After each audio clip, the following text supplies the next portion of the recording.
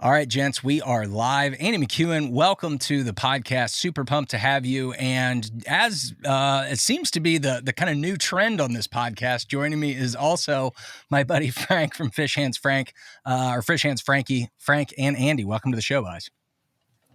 It's good to be back. Thanks for having me, guys. Absolutely. So, Frank, why don't you go ahead and jump right in, because you and Andy have been fishing together before. Andy, you run a guiding service out of St. Louis, Missouri, fly fishing specifically for a number of different species. But, Frank, why don't you kind of jump in and guide our discussion? And I'm going to kind of jump in from time to time, but you guys have been fishing together, so I think that'll be the easiest way to do this. Yeah, thanks. Andy, welcome. Stoked to have you on. Stoked to have you in our Missouri fly fishing community. You've been a great addition to it. And I know I've had a great time out in the water with you, on and off the water. And, today what I want to do and, just kind of unpack like your story, get into, how you got into fly fishing, your background. I know you traveled around and worked out west a little bit and then came back to the home waters, and really just hear your story about what got you back here and what you've been up to in the last couple of years, man. Yeah. So, I started LouFly Guide Service about 3 years ago. So in April of 2023. So 2 calendar years, but this is my 3rd season guiding. So it's something I've really wanted to do since I was a little kid and I first started fishing these rivers. I really started at about 5-6 years old is when I started fly fishing them harder. So I grew up maybe at 3, I think, is the first time my old man took me out to bush wildlife, which if you're in St. Louis County, everybody's heard of. It was different back then. So, I mean, we're talking like 2001, 2002. People fished, right? People were out there. Locals were there, but it wasn't known. You could still find larger fish on average. So when I was like 3 years old, he put one of those old, like just push buttons in my hand, like older than a Zebco 33, like passed down from his dad. He would just take me out there. And then I started fly fishing a little later. So a couple of years later, I picked up a fly rod and really started hitting the Merrimack Basin as a whole. I didn't think about it that way until I got older and view it from the perspective as a full basin and a whole watershed. But yeah, I've been on it for a while. So I started the company just to show people the area and kind of put St. Louis on the map, because there's not anyone here from my perspective that's trying to push a full operation like there is out west. And I want people to be able to do that, not just one guide, but multiple, be able to run successfully, because we have over 200 miles of guidable water. And that's not typical when you go past Colorado. So to have that much access within a day's commute, that's why I started it. What was the first type of fish that you caught on a flat rod? Do you remember? On a fly rod, yeah, it was a little largemouth. So I think that's fun. The first time I ever fly fished, I was throwing like old school cork poppers. So I grew up doing that.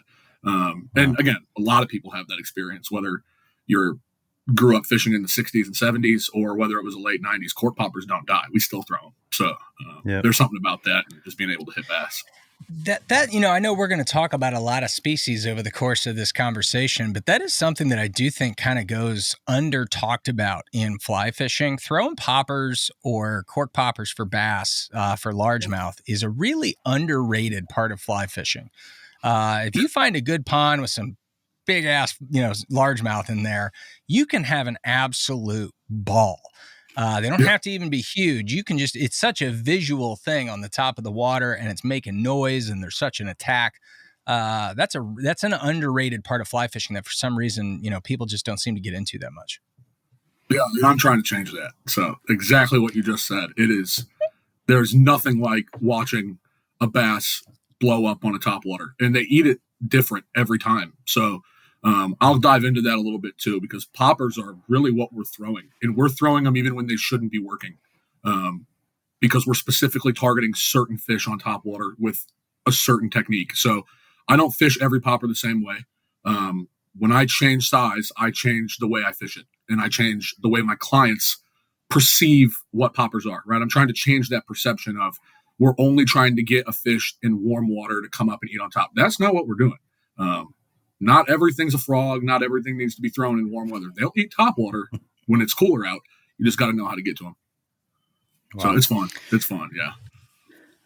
Andy, let's backtrack a little bit. I know that a big influence in the fact that you got into fishing the way that you did was your dad. It sounds like, at least from, what I've read, it was, he was the one that was kind of taking you out originally, and then on the weekends taking you to places beyond what was right, next door. What kind of an impact did he have on your passion for the outdoors, on your passion for fishing, and what kind of guy was he? Yeah. So, I mean, it was great. When it comes to just his passion for being outside, he passed it down. So, I mean, he grew up in St. Charles, like old school historic St. Charles, like right downtown where the houses were built in the 1850s. So it's that culture of we're going to go out on the weekends back in the 1970s, hop in the station wagon with his 6 siblings and go down to Montauk and fish before people were fly fishing it, right? I mean, there were a couple people fishing it in the 70s and 80s and fly fishing it. They exist. And those old heads are still down in the Ozarks and they're catching more fish than a lot of us are, right? And they're just not talking. They're not on podcasts, but they're down there. But the numbers increased. So he was going down there as a kid with his family camping, and fly rods weren't a thing, right? It was the wealthier class back then. Industry's changed. That community's changed. Everybody can get into it. So when he was down there spin fishing, throwing little Panther Martins back in the 80s, 90s, and then when he was a kid in the 70s, he never lost that, right? That interest was always there. But when I asked him, hey, let's get into fly fishing a little more, he was like, okay, I know what it is. I've seen people do it. I've had a background, but I now have a 5-year-old kid asking me to do it. It's just, that's him to say, okay, right? He's not going to say, no, I'm going to learn that too. And he had a little experience, right? He would play around with one here and there, but we really got into it hardcore together. But him having that background knowledge of just being in the Ozarks, knowing the current river since he was 15 years old and even younger than that with his whole family, he's seen that river change and he passed that down to me. And he wanted me to experience it. Did you guys fish the Merrimack together? Oh, yeah. So we started fishing the Merrimack probably 6. So yeah, probably around 6, 7 is when I started fishing the Merrimack a little more. The current river back then was just where we went because that's where he went with his family as a kid, right? And there's a lot of water on the current. I don't guide the current. To me, it's a little far to float on a day trip. You can do it, right? Yeah. You can do it successfully. But my guide service, I'm wanting people to be able to wake up at 5:30 in the morning, leave at 6 like you're going to work, and then you're back home in time for dinner. The current's an early morning and a late time home. Not saying you can't do it in a day, but I want my clients to know every trip they're going to be able to be back in time to eat. And that's kind of what the premise is. So the current's great. And I grew up fishing that and I still fish it all the time. But I kind of leave my hands off that. It's got a little place for me. But it's a great fishery. I started going to the Merrimack more when we got into fly fishing because we were like, well, there's a bunch of water here, so why not? And no one's really doing it. So we're probably some of the first people to show flies in some of these smallmouth and some of these trout that are in there. So it was fun. I mean, from my personal best rainbow trout I've ever caught out of the Merrimack, I caught when I was 8 years old, and I still haven't topped it. So it's pretty cool. Like it's cool. Yeah, that's to be able to go there 20 years later and say, I still haven't beat it. I like that. I actually enjoy it. That's wild. When talking about our native fish, smallmouth, when was your first interaction with a smallmouth? Do you remember it? And probably 6 on a fly rod. Yeah, top water. So cork popper. I think the first one I ever got was right like the upper Merrimack. So like around the Highway 8 bridge, right? That whole area, whether you go 10 miles above it or 10 miles below it, right? We're talking 20 miles of water. So before we like dive in more, I'm going to drop certain stretches of river, and I want to explain kind of my take on that's a big new topic, which is spot burning and dropping locations. I kind of want to explain my perspective as a guide who's guiding water that very few people are on. Spot burning to me is location specific coordinates, right? I'm giving you the address to this access. I'm showing you where this stretch or this boat ramp is at. That to me, I don't like, right? I don't like giving points, but I'm not going to stop talking about rivers or stretches of river, right?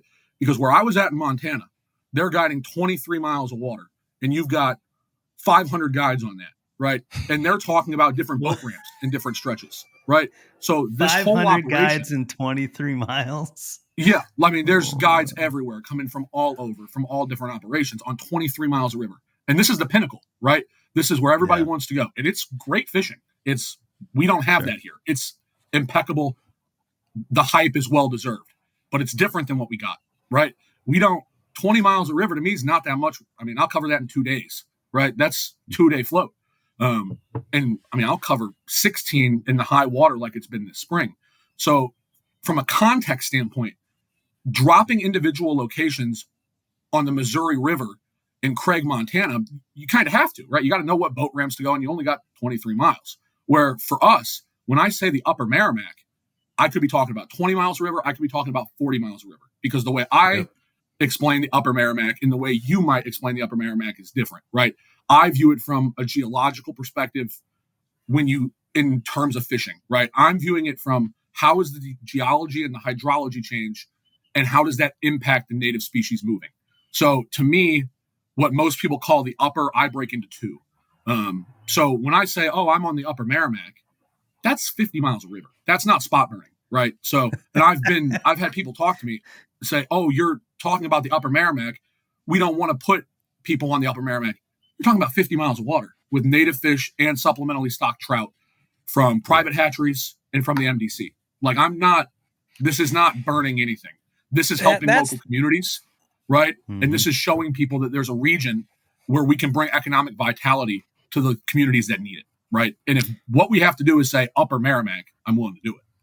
Yeah, I think that's a really important thing to share, Andy. And also, you're not talking about some secret blue line in the heart of, the Ozarks that you've got to hike 6 miles in to get to that nobody knows about. You're talking about a major section of a major river that's on the MDC website that is well known around the state, right?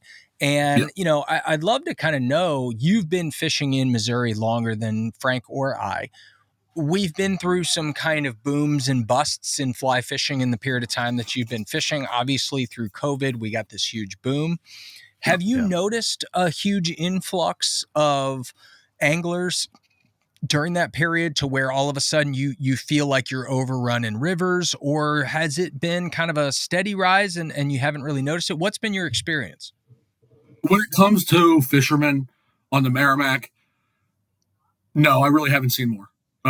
When it comes to certain sections of the Merrimack, I've seen more, right? But when I view it in the totality of the basin, nobody's fly fishing this shit. Pardon my language, but nobody's fly fishing this shit. We've got 9 miles of river, right? Which this isn't spot burning to me because everybody knows about it, which is the Red Ribbon section of the Merrimack. It is a fantastic fishery. It's where Frank and I fished this winter. And if you know how to find the smallmouth, it's impeccable. But they move a lot. It floods all the time, and these aren't trout. I don't really care if it's a gazillion people fishing for the trout. I don't care. They're supplementally stocked through the MDC. I don't have any preference there, right? So I don't care if there's 5 fly crafts behind me trying to catch brown trout and rainbow trout. Because at the end of the day, even in the winter, when I'm there and I'm on a trout trip and I've got a client, do I want them to catch rainbows? Yeah, they're going to be there. They're supplementally stocked. So even if I've got guides behind me, the Merrimack floods maybe, once every other month in the winter. Yeah. All those trout are going to be washing in. I'm not worried about that. The smallmouth targeting with the fly rod, no, there aren't more people doing it. There's a small community in St. Louis of about 20 guys, and Frank's involved in it, and I've started to meet them more that do it hard. And I would say most of them probably have been doing it for a decade, maybe a decade and a half, where they've really picked up. And I would say in that decade and a half, I've adapted and learned a lot too. I mean, when I was fishing as a kid, I was not using these modern techniques that we can go out and all of a sudden start smoking fish. I mean, I didn't have an intermittent sinking tip on a floating line, right? Like a sonar leader. And then I've got a sinking line, a type 6 sinking line on an 8 weight. I didn't do that when I was a kid, right? It was 5 weights. And if you hooked an 18, hold on tight. You didn't have another option, right? So being able to pick up an 8 weight, pick up a 7 weight and go up there makes a difference. So the people that are up there, I haven't seen a big change, to be honest. It's that section of river that's changed a lot. That Red Ribbon section, when I was a kid, nobody fished. Now there's people everywhere. That's the part that's changed. Yeah. It's really interesting to see how the equipment's evolved, especially like in the last 10 years even. I mean, the fly lines that we have available to us now. It's funny, you talked about us going out in the wintertime. We were catching smallies pretty quickly. And the fun thing on the day was trying to get a brown trout, which is not what you'd expect in the wintertime. That was a big goal of mine this year. This last winter, it was to really start to learn some more techniques and where the fish are holding in the wintertime. When I say fish, I mean smallmouth. It's just, and I learned a lot on the water with you that day, Andy. And I when you think about the modern fly lines that we have, and I know you're a big loop guy when it comes to rods and reels. What are you throwing in your boat? Like if I get in a boat with you, what kind of equipment are we throwing? And how much does that change, throughout the seasons? Yeah. So I'm a very picky person, a very finicky person. If I'm going to go out there with the client, we're going to catch fish. And if I've got to spend an extra $300 on a rod, even if it's a client rod, I'm going to do it. Right. Because we're out there to catch fish. And not to like go off topic, because I'll keep this in topic, but I tie flies, but I don't tie flies near like other guides do. And I'm open about that. And I'll talk to it about it more. And I bring that up because to me, flies are equipment. I view them different. A fly is part of a puzzle to catch a fish. That's all it is to me. And I'm not going to spend too much of my time on a piece of a puzzle when at the end of the day, my main goal is a fish. I'd rather spend the money. Because tying flies ain't cheaper. We all know that. Everybody says it. It's common knowledge. So as a guide, I'd rather buy them. So for me, flies, I kind of pick up as a piece of equipment, but I put it over here, right? I manage that different. When it comes to rods, I'm fishing loop exclusive. So if you get in my boat, you're going to be throwing loop rods, which is something that no one's doing in this region.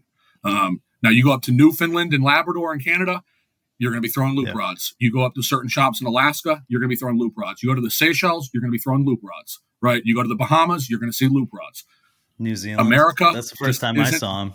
Yeah, America just hasn't historically been their market. For a completely ignorant person, is this a brand of rod that I'm just unfamiliar with, or is this a style of rod? Loop is a brand? Yeah, Loop is one of the largest fly fishing companies in the world, but their American market space is small. And they are growing. Apparently. You'll see them. Yeah, they're huge. I mean, you go fish in Slovenia, right? I don't watch much YouTube. Like, I don't really watch fly fishing YouTube videos. Very few compared to most. But if you go on YouTube and you look up fly fishing Bulgaria or fly fishing Slovenia or fly fishing Sweden, fly fishing Norway, these dudes fish. They're out there fishing all the time. I mean, you're in Finland, you got fish everywhere. You got cold water everywhere. They're all throwing loop, right? Shout out to Rolf. Yeah, I mean, again, these Europeans are fishing good gear. And at the end of the day, we have a thing called Euro nymphing, right? I don't Euro nymph very often. If clients want to do it, we can. I'm not against it. I'm not for it. It's a technique that you need to have in your pocket. And if you don't have it in your pocket, you're just not expanding your view in the fly fishing industry, right? So I don't fish much Euro stuff.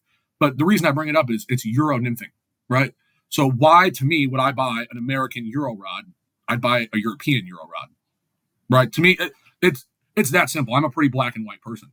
So I want to fish gear where people are fishing different because I'm fishing these rivers a little bit different. And I've been fishing them different since I was a kid, throwing cork poppers and crawdads on 5 weights and 10-foot leaders for smallmouth. That's unheard of. People don't do that anymore. You got a 5-foot leader, a sinking head, and some style of swim bait.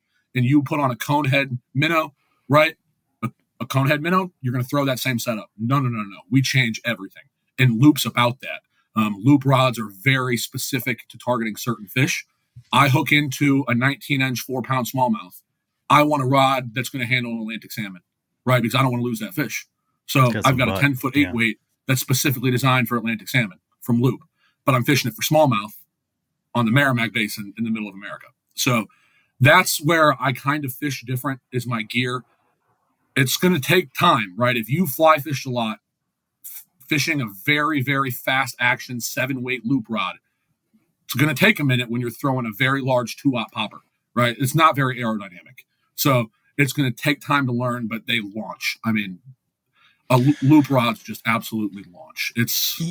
They're unlike anything I've ever fished. Yeah, I was going to say, especially for someone that's newer, and I'd love to know kind of some of the ways that you tailor your guiding experiences to, newer anglers versus someone that's got more experience. But for a newer angler, I would imagine that extra foot of length probably makes a significant difference in them being able to confidently cast for some distance. Because, I know the difference between oftentimes a 7.5 foot and a 9 foot is a massive difference. So that 9 to 10 probably helps quite a bit. Yeah. And again, it's a different approach, right? So my 8 foot, if I'm throwing an 8 weight, right? If I'm throwing anything above a 7, I want a 10-foot rod, right? Because if I'm throwing an 8 weight in Missouri, let's be realistic. I'm targeting a fish of a certain length, right? If I have an 8 weight, I'm going for fish, a smallmouth 18 or bigger. A 7 weight can handle a fish 18 or bigger too. So if I'm going to whip out an 8 and I'm going to do that, which, look, I do it all the time, but it's a little extra. You don't have to, right? You can go out there with your 7 weight and do the same thing. But if you're going to whip out that 8 weight, right, you can't. I mean, there's no smallmouth in Missouri that you can't handle on a 7 weight. I don't care if it's 22 inches and it's way, I mean, I ain't calling that big, right? But a 7 weight modern rod can handle that. It can handle that.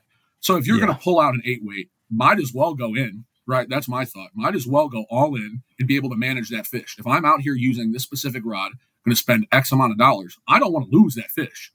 And historically, right, a lot of guys have thrown shorter, thicker, heavier, slower action rods when they're targeting bigger fish, right? You go back and look in the 80s, those glass rods for bass that were pretty unique, and I've got a couple, they're 7 foot, and they feel like a 9 weight, right?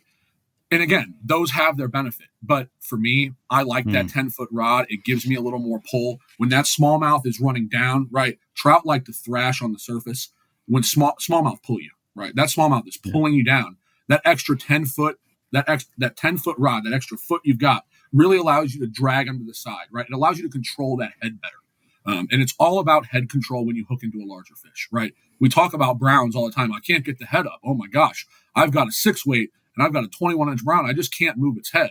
10-foot rod will move a smallmouth's head. And that's kind of why we're doing it.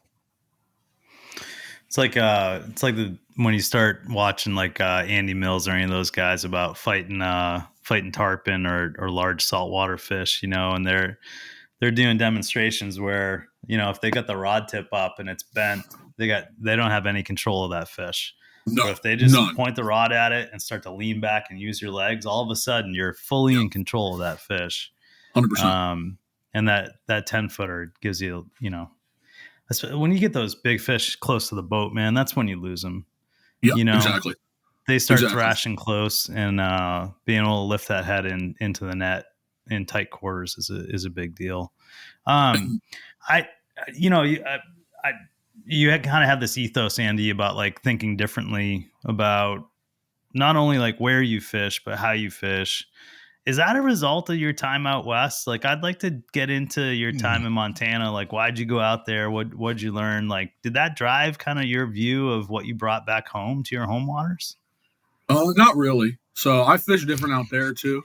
I was doing a little bit different. I kind of brought the techniques I've been using at home because it's all I'd known. I mean, and to get back to the point real quick on doing things different for different clients, right? Because I know that was the question that was asked. And I want to make sure I answer that because that's a very good question. And Montana has a lot to do with that, right? And what I learned out there and working in the industry. That's where I picked up some of the more guide aspect. Like I would almost call it coaching. It's not different. It's coaching, right? You're coaching your client. We call it guiding. It's just being a coach and knowing how to talk to somebody and meeting them where their skills are at, right? And loop rods and loop gear make that easier to do. Right. That's why I use them. I can put a 5-weight loop rod in someone's hand and they're going to cast an extra 20 foot if I show them how to do it properly compared to a Redington. And I like Redington rods. They're fantastic rods. I'm not knocking Redington. Redington rods are great. But when I'm out there with clients, I want them to be able to cast to their peak. So I'm going to use the rods that I feel cast to their peak. And even when I went to Montana and I went out there, no one was fishing loop. I mean, they're just not. It's Orvis, it's Sage, it's Winston, it's Thomas and Thomas. Yeah. Right. It's your big dogs. But what are those? Those are American companies, right? Those are American-based companies and support American-made products. Like I fish hatch reels too, right? So I will support small American-based fly fishing companies.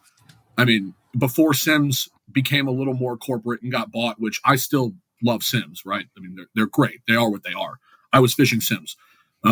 Squala, which Squala was getting big when I was out in Montana. You're talking about a new big company that's taken off. That hasn't really hit the St. Louis market is Squala. Great gear, right? So when I talk about loop and fishing a Swedish company, right, almost all of my other gear is American made. But a rod and a reel, I mean, the Europeans have been fly fishing longer than we have here. So, I mean, we got brown trout from Europe. So, I don't know. That's why I do it. And when I was in Montana, it was just trying to learn the business side, learn how to really not just be a guide service, but try to build to be an outfitter. I'm always trying to grow. And that's where I'm a little different than other guides. So everything I earn, I reinvest. I don't take a cut of anything. I don't take a paycheck. I don't make money off of guiding. I'm trying to build the business. And that's tough to do, but I have a career as well. So it makes it easier, but everything goes right back in. And that's what I'm trying to be able to do. And I learned some of those more business side of building a guide service when I was out there. I just tried to listen and learn and see what they were doing. Because they're doing it well. I mean, they're doing it real well, and they've got success. I mean, they're running guide after guide after guide, catching fish after fish after fish. So why not emulate the best? Yeah, I mean, I got to imagine it's a little bit like going to Mexico if you're trying to learn Spanish, right? It's total immersion. And if you want to really get, kind of immersed in fly fishing, there's pretty much no better place to go than Craig, Montana. I mean, there's certainly a lot of hotbeds around the country. But I mean, that is like fly fishing capital of the United States with some just absolutely legendary shops, tons of guides. And then the clients that are going to show up there, you're certainly going to have your fair share of folks that have never fly fished before, but you've also got a lot of folks that are showing up there that have a lot of experience and that are really, I don't want to say demanding, but really expect a lot from a guide. I would imagine that you probably picked up a pretty good amount of skills as far as a rower in the boat, re-rigging while you're doing that, managing those lines. One of my buddies, John Legal, shout out to John, said that there's a big difference between being able to row a boat safely down a river and being able to row a boat well for the angler so that you're setting them up for success. I would imagine getting the reps in a place like Craig, that probably will, and has aided you well in your guiding service back here. Yeah. So when I went out there, I want to make it clear, I did not guide while I was out there. So I was a shop rat. I was in the shop. I was not guiding while I was out there. So I want to make that very clear. I don't want somebody to think I'm trying to say I was guiding there. Because I pull one over. Yeah. Fair enough. So I love it. Be very transparent. So I was working in the shop at Headhunters Fly Shop, which is, like you said, one of those staples in the community. They've been around forever. I wanted to go with the best, and I still say they are the best. I mean, those guys know how to run a business. They know the industry. They know the market. They treat their customers incredible. I mean, the customer service that they provide is incredible. And I didn't leave for any ill will. My story is kind of interesting there and how I ended up in Montana and how I got there. So I'm from St. Louis, right? Like, I'm born and raised in St. Louis County. This is where I'm from. I went to the University of Missouri, St. Louis, right out of high school. So graduated high school in 2016. And then in 2020, I got my 4-year degree. What happened in 2020? COVID hit. And I have a degree in public administration. So I wanted to work in the public sector, at nonprofits, right? At a public university or at state and local government. Well, what happened during those first 6 months of COVID, right? Public sector shut down. Right? Yeah. Public sector budgets were completely, how could you predict anything, right? How could you bring in a new young grad into a position during COVID? And I get it. I have no ill will. I mean, I work in the public sector now, right? That's my other job. So I get it. I mean, if I were in that spot of those fiscal authority in that time, I would shut down hiring as well. So there's no ill will. But all of a sudden, I graduated with straight A's, top of my program, with a great internship with no job prospects. And it was rough. It was really rough. So I said, well, fuck it. This is the best time to get industry knowledge and just move out west. So I called Headhunters. I just called them up and I said, this is who I am. I saw you guys were hiring for shop positions. What do I need to do? And they said, send us your resume. I sent my resume. One day later. His name is Mark Reisler. He's the owner of Headhunters, and he taught me so much. I mean, hats off to the guy. He's built an incredible business, and he brought me in, hired me, said without ever meeting me, and said, drive out here, find housing, which is the hard part, and I can give a little advice on how to do that. I found incredible housing out there, and my background in public sector management helped find that. But find housing, and you can come out here and have a job. And I was making $13 an hour. Nothing compared to what I thought I was going to make out of school, but it was COVID and I was going to do what I love. And I wanted to learn an industry and just immerse myself in, okay, This isn't the Ozarks anymore. This is you're in the pinnacle. This is the Mecca. Yeah. So be ready to be shocked at every step of the way. So that's how I ended up out there. It kind of just worked out the way it happened. And yeah, I was out there for not super long. I mean, I was only out there for one summer. Like, I didn't stay out there long. I came back because when I was out there, I said, holy shit, I need to do this ASAP. Like, I can't wait. If I wait, somebody else is going to come in and do it. So I wanted to bring that model here, and that's what I'm trying to do. I would imagine, honestly, that being in the shop every day gives you more of the experience towards running the business than being out on the river every day, too. So, certainly for that. Is Mark the dude with the flat bill that does the fishing reports from the bridge? Yeah, that's him. That guy. He's the first one to do that. He started. He's a caricature of a fly fishing guy. That guy is awesome. Hey there, everybody. That guy is awesome. Yeah. He's, such a fishy human being. And yeah, I'm so appreciative he took a shot on me, man. I really am. Yeah. So nothing but good things to say about headhunters. And I was out there for a summer, right? So employment ended. Employment was going to end. They didn't have winter positions because it just gets slower, right? And I get that. Yeah. That's what I signed up for. I was living in a town called Cascade.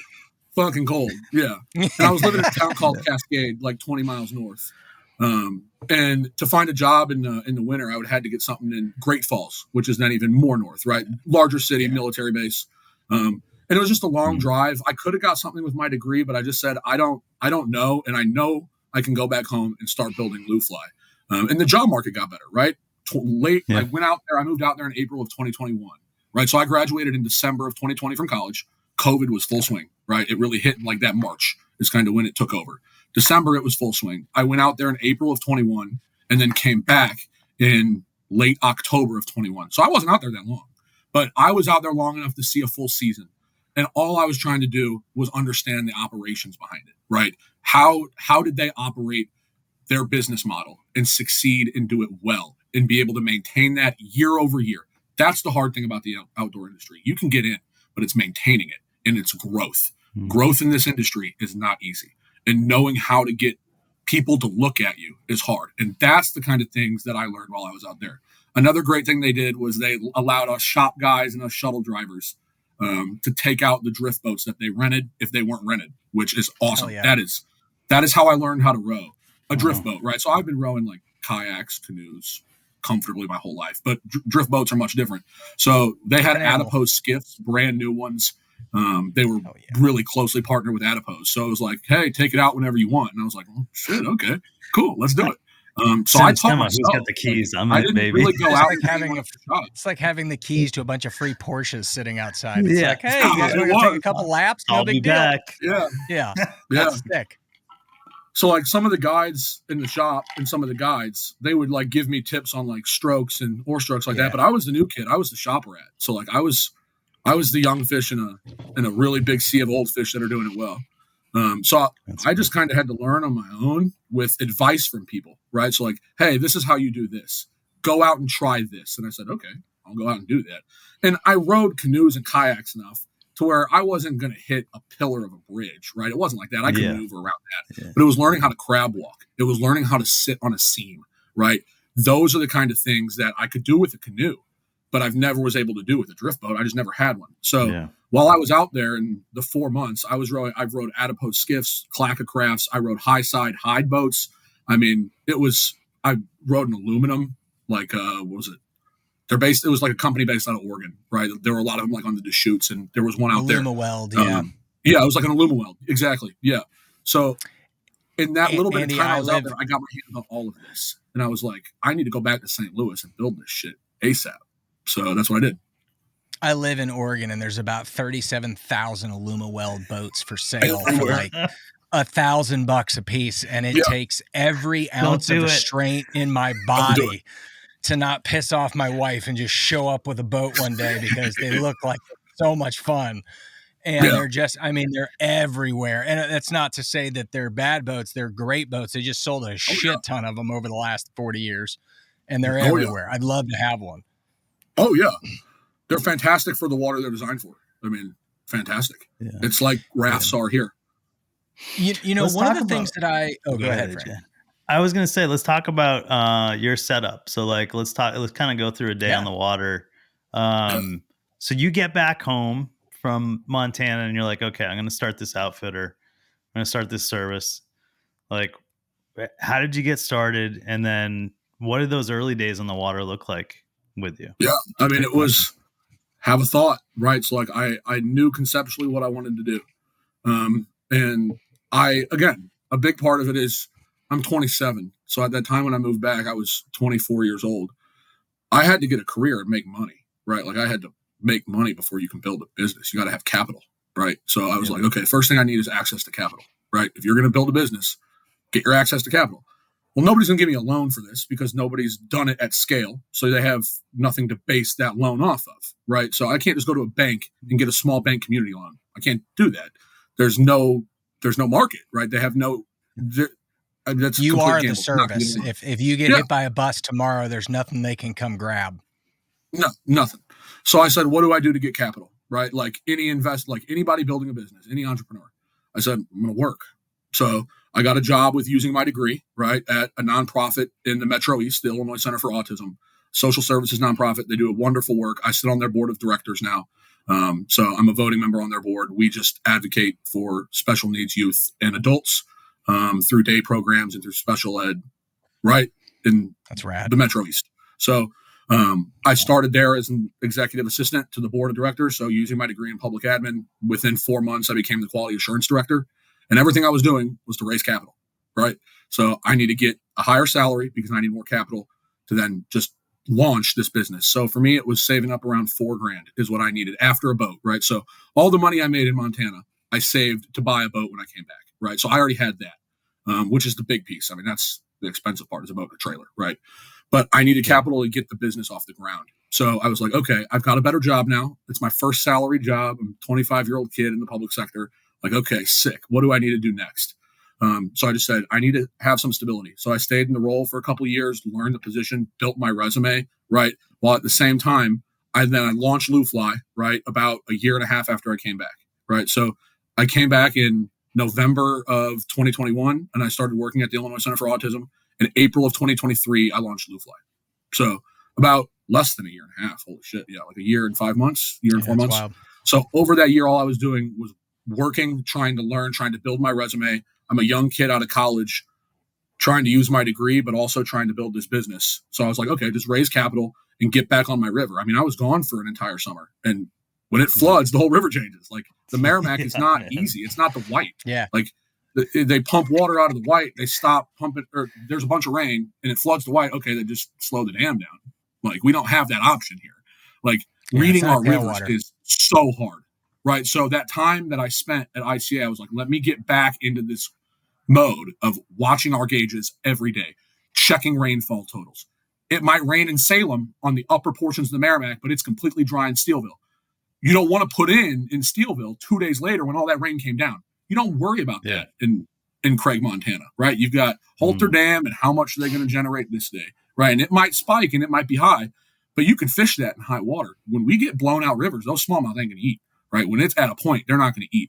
So that whole year and a half, I was trying to raise capital. I was raising capital and I was studying and I was trying to get a better understanding of the rivers from the perspective of a guide operation, not just some kid going out in a canoe with his dad fishing. Right. I was like, I know these rivers. I know where the fish are and I know how they move, but I know them through the perspective of a fisherman, not a business owner and not a guide.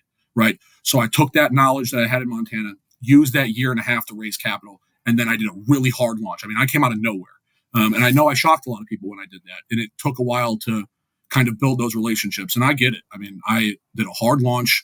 And within a year, I was grown quick. But I planned that. And I had a plan in the back of my head. And I just kept it quiet. And there are certain things I still want to keep quiet. You know, like no one's done it before. So I don't mean to like gatekeep. But there are certain business techniques I use that I won't talk about. Just because that's all businesses do that. Like that's what you have to do to be successful in the world. Somebody will steal your shit. And that's just the way the world works. I mean, businesses compete. Competition is what we live on here. That's our whole society, right? Our whole society is based around competition. Sage, Orvis, Sims, they're all competing with each other, but it's healthy competition, right?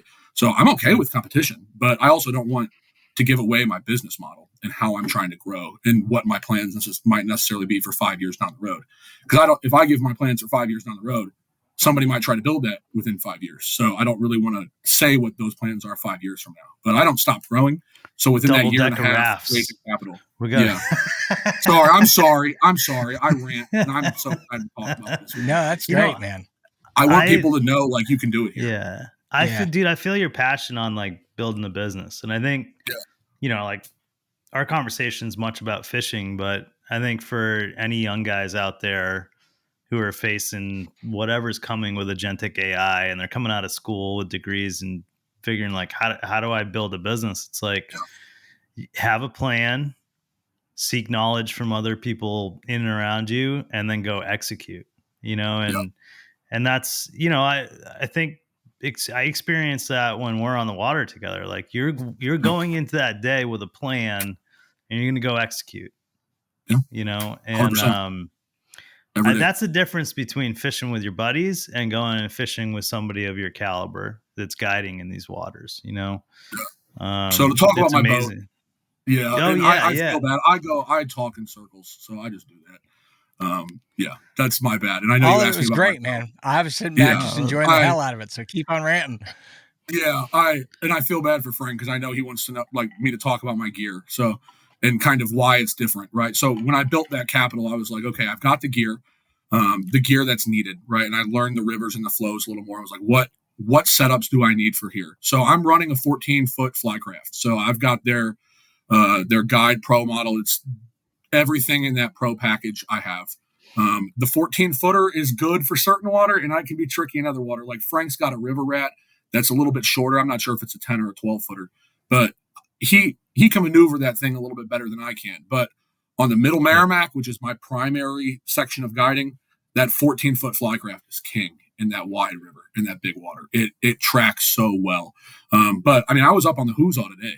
I mean, I was running the Huzzah on a 14-foot Flycraft. We had no issue. So we were running skinny water, 10 miles up from where it comes in. So like, trying to stay off those banks when those shoals are pushing, man. There's not a lot of water. You're like, oh, okay. It's tough.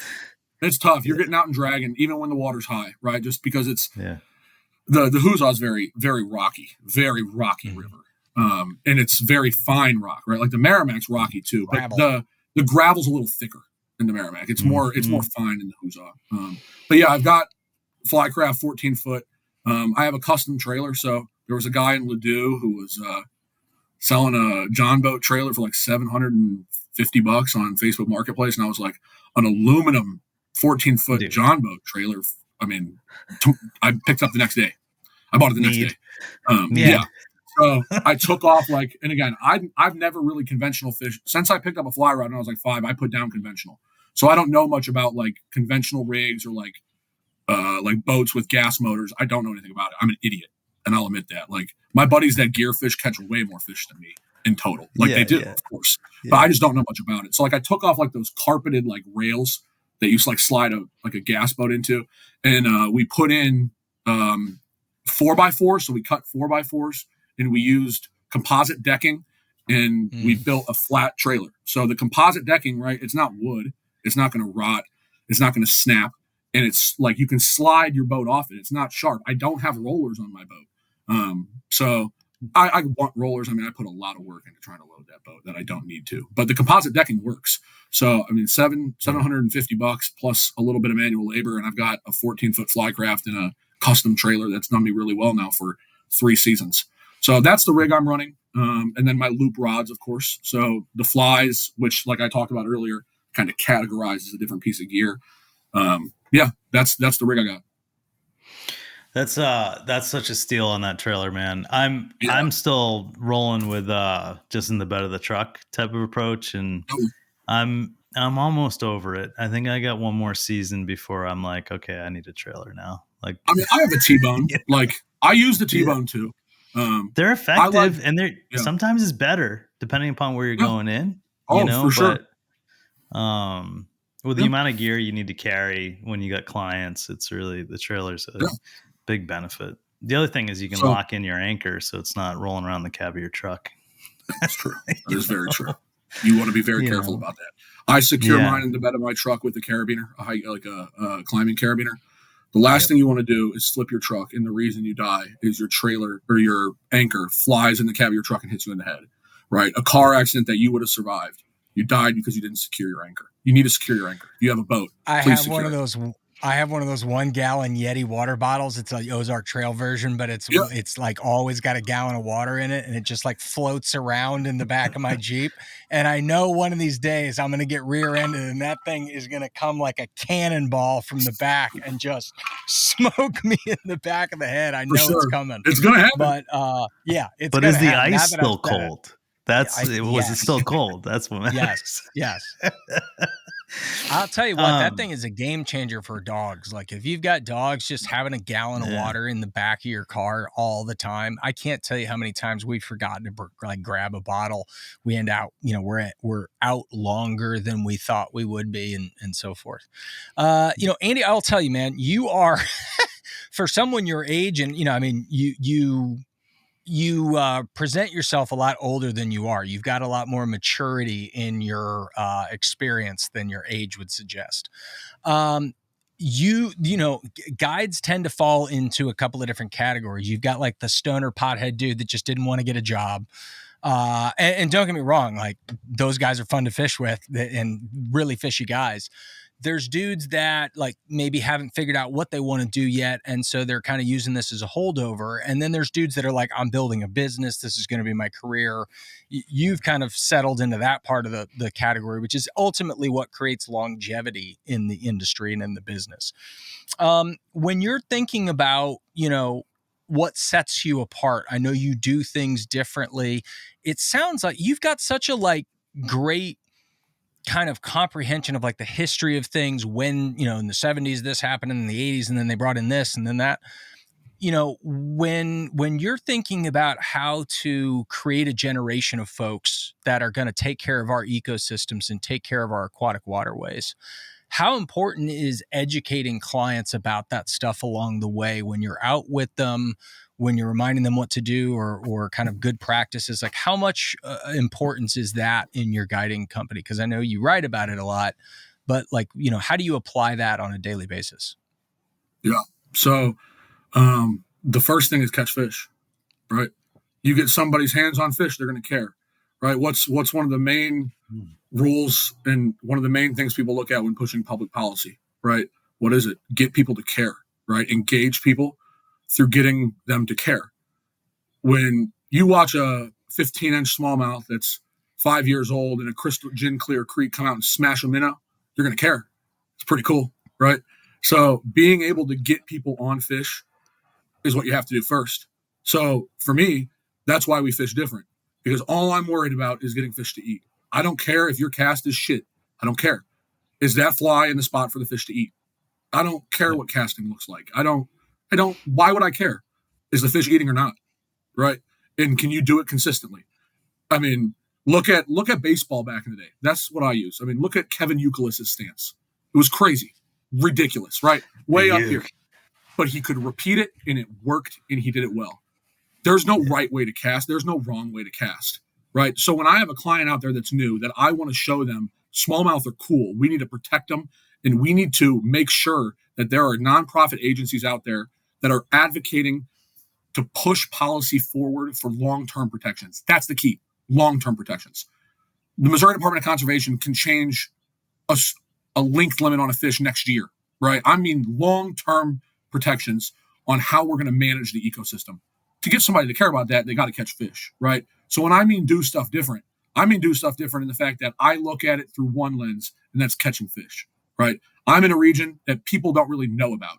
I mean, a lot of people know about the Hoozah. It's like one of the most floated streams in the state. I mean, so many people are on it. But when I show them what fish are swimming below, that's when they care, right? It's more than just the bull float trip. When you've got a 10-year-old native fish coming up and eating a popper like a brown trout eats a hopper out west, right? The big ones in the Hoozah, they're not crushing a popper. They're not going to smoke it. They're going to come up and they're going to sip it. And then they're going to turn their head and roll down. No different than a brown trout in Craig, Montana would eat a hopper on a flat. No different. They eat it the same way, right? The way you set the hook, much different. Much different. I had a client today who was incredible. He was really good. His home water's the Provo. He lives in Salt Lake City, so he's got cool water. And he had this fish eat, and it was a big one. I mean, it was every bit of 18. And it ate, and his hook set was absolutely perfect if it was a brown trout, right? But the head didn't turn, right? A smallmouth's mouth is harder than a trout. So when that brown comes up and it eats it and you see that mouth close, you can set, right? On a smallmouth, you're just on a big popper, right? You got a big 2-aught popper. That's just going to push through its lips, right? You got to wait for that head to turn, right? So when that big smallmouth comes and eats a popper and its mouth closes, most people think set. No, you got to wait longer. You got to wait for the head to turn. And that's little things like that. When I mean fish different, that's how we get interaction with those fish, right? I want new people that have never fly fished to see something that most people that have fly fished haven't even seen. That's what I'm trying to do. We ran a trip together. I had an opportunity to work for Andy, and I had a dad and a 8-year-old in my boat. Neither of them had ever fly fished before, and both of those clients walked away having caught their first fish on a fly rod, being a native smallmouth in our state. And it blew it was one of the best experiences I've ever had on the water. I was so happy for them to share that experience. And I saw them fall in love with the river that day. And when we started out, I said, "Hey, what's our plan for, and you're like, yellow popper. That's all they're going to eat today." You're like, "Do not change that fly. Just stick with the plan." And I was like, "Cool, got it." And we didn't even get, 10 yards from the ramp, and I had the 8-year-old on a smallmouth on that yellow popper. It blew my mind. Those are the moments. And like those clients coming in from Salt Lake, like, what are they doing in Missouri? Like it's cool, man. St. Louis is a hub, and that's what a lot of people don't realize. I mean, St. Louis is a GDP hub of this region. Take out Chicago, which Chicago's huge, right? Chicago. Yeah. St. Louis is it, right? We might not have a lot of people in the city, but you got Enterprise, you got Anheuser-Busch, you got Express Scripts, you got Centene, you've got big companies here, and people travel here. You've got Fort Leonard Wood. I mean, I took out a lieutenant colonel in the Singapore Ministry of Defense, like a month ago, and we went and hit the red ribbon section, and he was in town at Fort Leonard Wood doing a joint training with the U.S. military, right? People don't realize this region has a lot of travel, but people don't travel here to fly fish. But if you're here for a week working, I'll take you fishing for a day or two. Let's go, right? So that's kind of what I'm trying to do, and show people like we have things to do here. You don't just go to a Cardinals game. You don't just walk around Del Mar, right? It's cool. I like it, right? But if you want to fish and you want a Western style trip, I can give it to you. Let's go. Yeah. And that gets people to care. It's crazy. Like, I got a lot of buddies around the country that I'm thankful I get to fly fish with them, and they travel to fish and stuff. And, they're always talking about like the lure of the White River. And I'm like, that's a damned river, like, why is everybody so excited about tailwaters? Thank you for this gateway. That was a great, dude, like 218 miles of undammed river is the Merrimack. And I mean, to your point about like long-term regulations, it was only 50, 60 years ago, they tried to dam that thing up. Yep. Right? Let's not forget, you can still see it between Sappington Bridge and Merrimack State Park, right? So that's a stretch, right? So I'm talking a 6-mile stretch. But that's a heavily floated, right? So Merrimack State Park is on the Merrimack River, right? That's the middle Merrimack. And I'm never going to stop talking about a state park. Like, I want to generate dollars for the state. Like, I believe in that. Yeah. And I believe people should have a safe campground to go to. But Merrimack State Park is right on the middle Merrimack. Let's not get that confused with Merrimack Springs, right? Two completely different things, right? But Merrimack State Park, there are still pillars in the river of where they started to build that dam, and it stopped. So let's never forget what they tried to do here, right? They tried to make this river completely different. They tried to just only look at economic vitality for a region. I'm trying to bring that, right? Let's lean into this amazing resource and protect it, right? And make sure that these limits and regulations are there. And I know we've been talking for 54 minutes, but I really would like to try to talk about, like you said, Frankie, the long-term protections and what that looks like. And I think from a guide's perspective, where that needs to go. I got nowhere to be. Yeah. Okay. So this is a big topic. We're not I'm here for running up this. against the time limit at all. I So. appreciate it. Because, Give me 2 seconds, though. I'm going to be right back. I need an ice cube, and I'm going to get back into this. Give me 2 seconds. Yeah. Should have had that in a Yeti. That was a great segue, though, bringing up like 218 miles of undammed river. That's a great segue into being able to talk about how to do it. So you're a good podcaster, Frankie. Boy. Yeah, I've been hanging out with AJ for a little while. Yeah, I have no time limit. That was just a rough estimate. So all good. We got all the time in the world, man. Cool. So yeah, like Frankie said, a little over 200 miles of undammed river, right? So let's talk about the river now. I've talked about the business and kind of myself. And I appreciate you guys for listening to that and wanting to know, really. But I like talking about the river and the fish and how we target them. So let's like really do a deep dive, right? 200 plus miles of undammed river. There are, in my opinion, and this is just my take, there are 4 different sections of the Merrimack River itself. The basin is expansive. So let's start with the basin and then talk about the river, right? So the basin consists of a bunch of different watersheds, right? The main river is the Merrimack. It's a tributary of the Mississippi, dumps in just south of St. Louis, right? And then you have multiple tributaries that then feed the Merrimack. There are 2 primary rivers. The Big River, which runs north and then dumps into the Merrimack, kind of around Pacific, Missouri is your best city to look at. And then you have the Burbus River, which dumps in around Union, right? So those are the 2 big rivers that run into it. Very different rivers, right? They fish very different. Rain impacts them differently.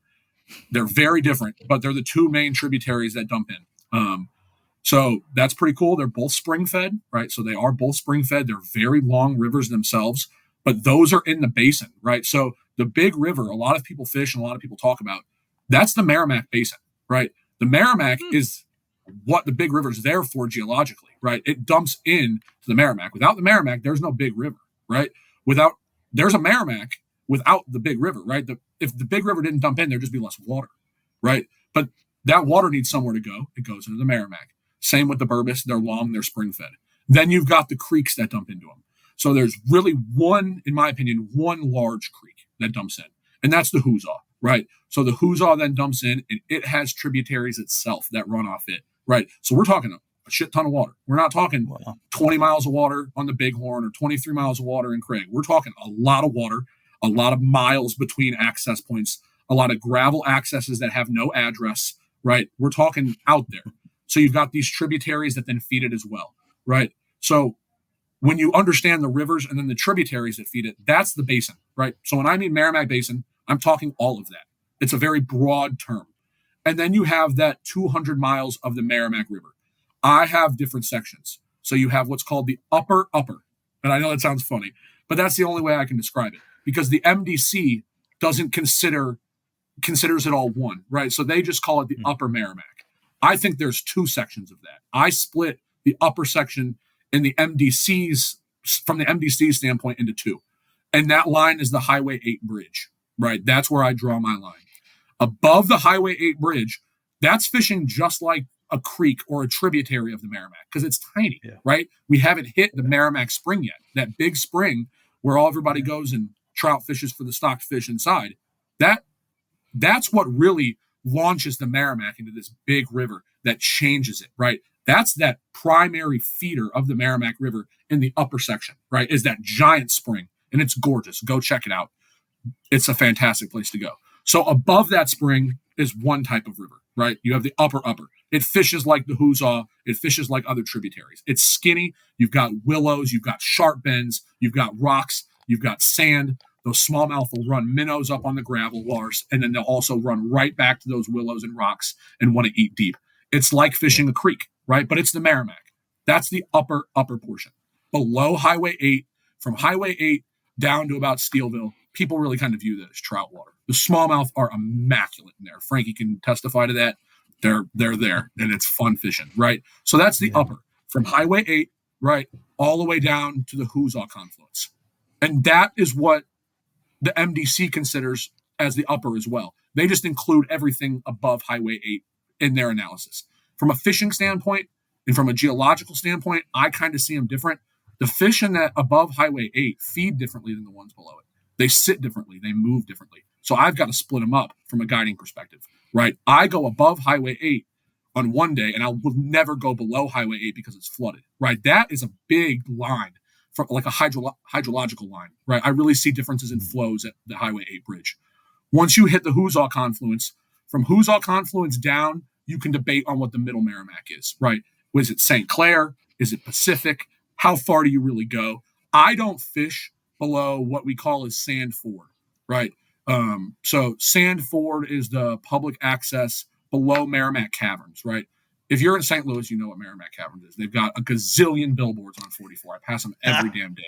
I think we need a couple more. Yeah, they would look like they were designed in the 90s, right? So you're going to know what Merrimack Caverns is. And there's a public access on the Merrimack there called Sand Ford. So Sand Ford is kind of my line where I stop on the middle Merrimack just because I don't go below it. Now, below it's still the middle Merrimack, right? It still fishes like the middle Merrimack, but it's jet boat heaven. Guys are running it on jet boats all day. It's just not really worth my time. So for me, I consider the middle Merrimack Hoosiaw confluence where the Hoosiaw dumps in, right? Because you push more water in, that river gets wider, right? It changes to all the way to Sand Ford. To me, that's the middle. Between Sand Ford and Pacific, I don't really fish that stretch. I don't really know anybody that fly fishes that stretch between there. Now, people go down to Sand Ford, of course, and people fly fish below it. I'm not saying nobody does. But I don't know anybody that's doing it consistently or regularly. No. And it's just because it's tough. It's tough. I've been in there in a jet boat a couple, maybe 2, 3, 4 times. Really hard to get good conditions to fly fish in there. I haven't figured it out, and I'm not sure we'll go back. So I'm with you on that. So there's your quick picture of the Merrimack, right? Like you said, Frankie, down there you just get jet boats. So let's just say Sand Ford is your mark on the middle Merrimack. I will guide the lower Merrimack too. So surprisingly, I will go from Pacific to about Eureka. That stretch of river's good. There are a lot of willows, right? Willows are home, right? Willows is where we want to be. What we call spring peepers, right? I don't know the actual scientific name, but they're these little frogs. They're like this big. They're an aquatic frog. They will reproduce in willows, right? So that's where spring peepers reproduce. They're this little aquatic frog. Well, if a little aquatic frog's reproducing in willows, and willows are in about a foot of water, what do you think is going to be underneath the willow? Right? Big old smallmouth bass. Right? Because the frogs are a native species and the smallmouth are a native species. Right? Yeah. So you've got to look at things different when you look at trout and when you look at smallmouth. Right? Smallmouth are going to move. They're going to be all over. But willows are one thing you're going to find in all of the Merrimack Basin. Right? So if you're somebody new listening to this podcast and you're listening to a guide talk, willows are home, right? Fish willows. That's one of the biggest things I can do to help you on the Merrimack Basin is just fish those willows and fish them hard, fish them with purpose because the fish are there. If that's where the frogs are reproducing, why would the smallmouth not be there, right? So fish those willows hard. And I'll kind of get into a little more now that I've explained the basin, just like the techniques I use, right? We've been talking a lot about the business, but let's talk about like how we're catching these fish. We're an hour in and I haven't done that. So that could be your next sticker, by the way, Andy. Willows equals PB. That's true. For real. I mean, yeah. So like, let's talk about how we fish it, right? Rocks, willows, and wood. That's your king, right? That's all you ever need on smallmouth on the Merrimack. If you can find wood, you can find large rocks, right? So, I mean, large rock, like that big, right? Not giant, right? Big boulders are great. If you see big boulders, fish them. But you don't need giant boulders for smallmouth to hold. Like, they just need fairly sizable rocks, larger rocks on the river, not gravel, right? Smallmouth will sit in gravel. We fish for smallmouth in shallow gravel all the time. But those fish are going to eat much differently than fish in 5 foot of water on the bottom of the river in very large rocks, right? Both are rocks. One's gravel. But I'm talking larger rocks on the bottom of the river, right? Kind of slower, right? I don't fish on the Merrimack Basin fast water very often, right? So, and other rivers in the state, the smallmouth will hold in the faster water. And they do in the Merrimack as well. I mean, you'll catch them doing that.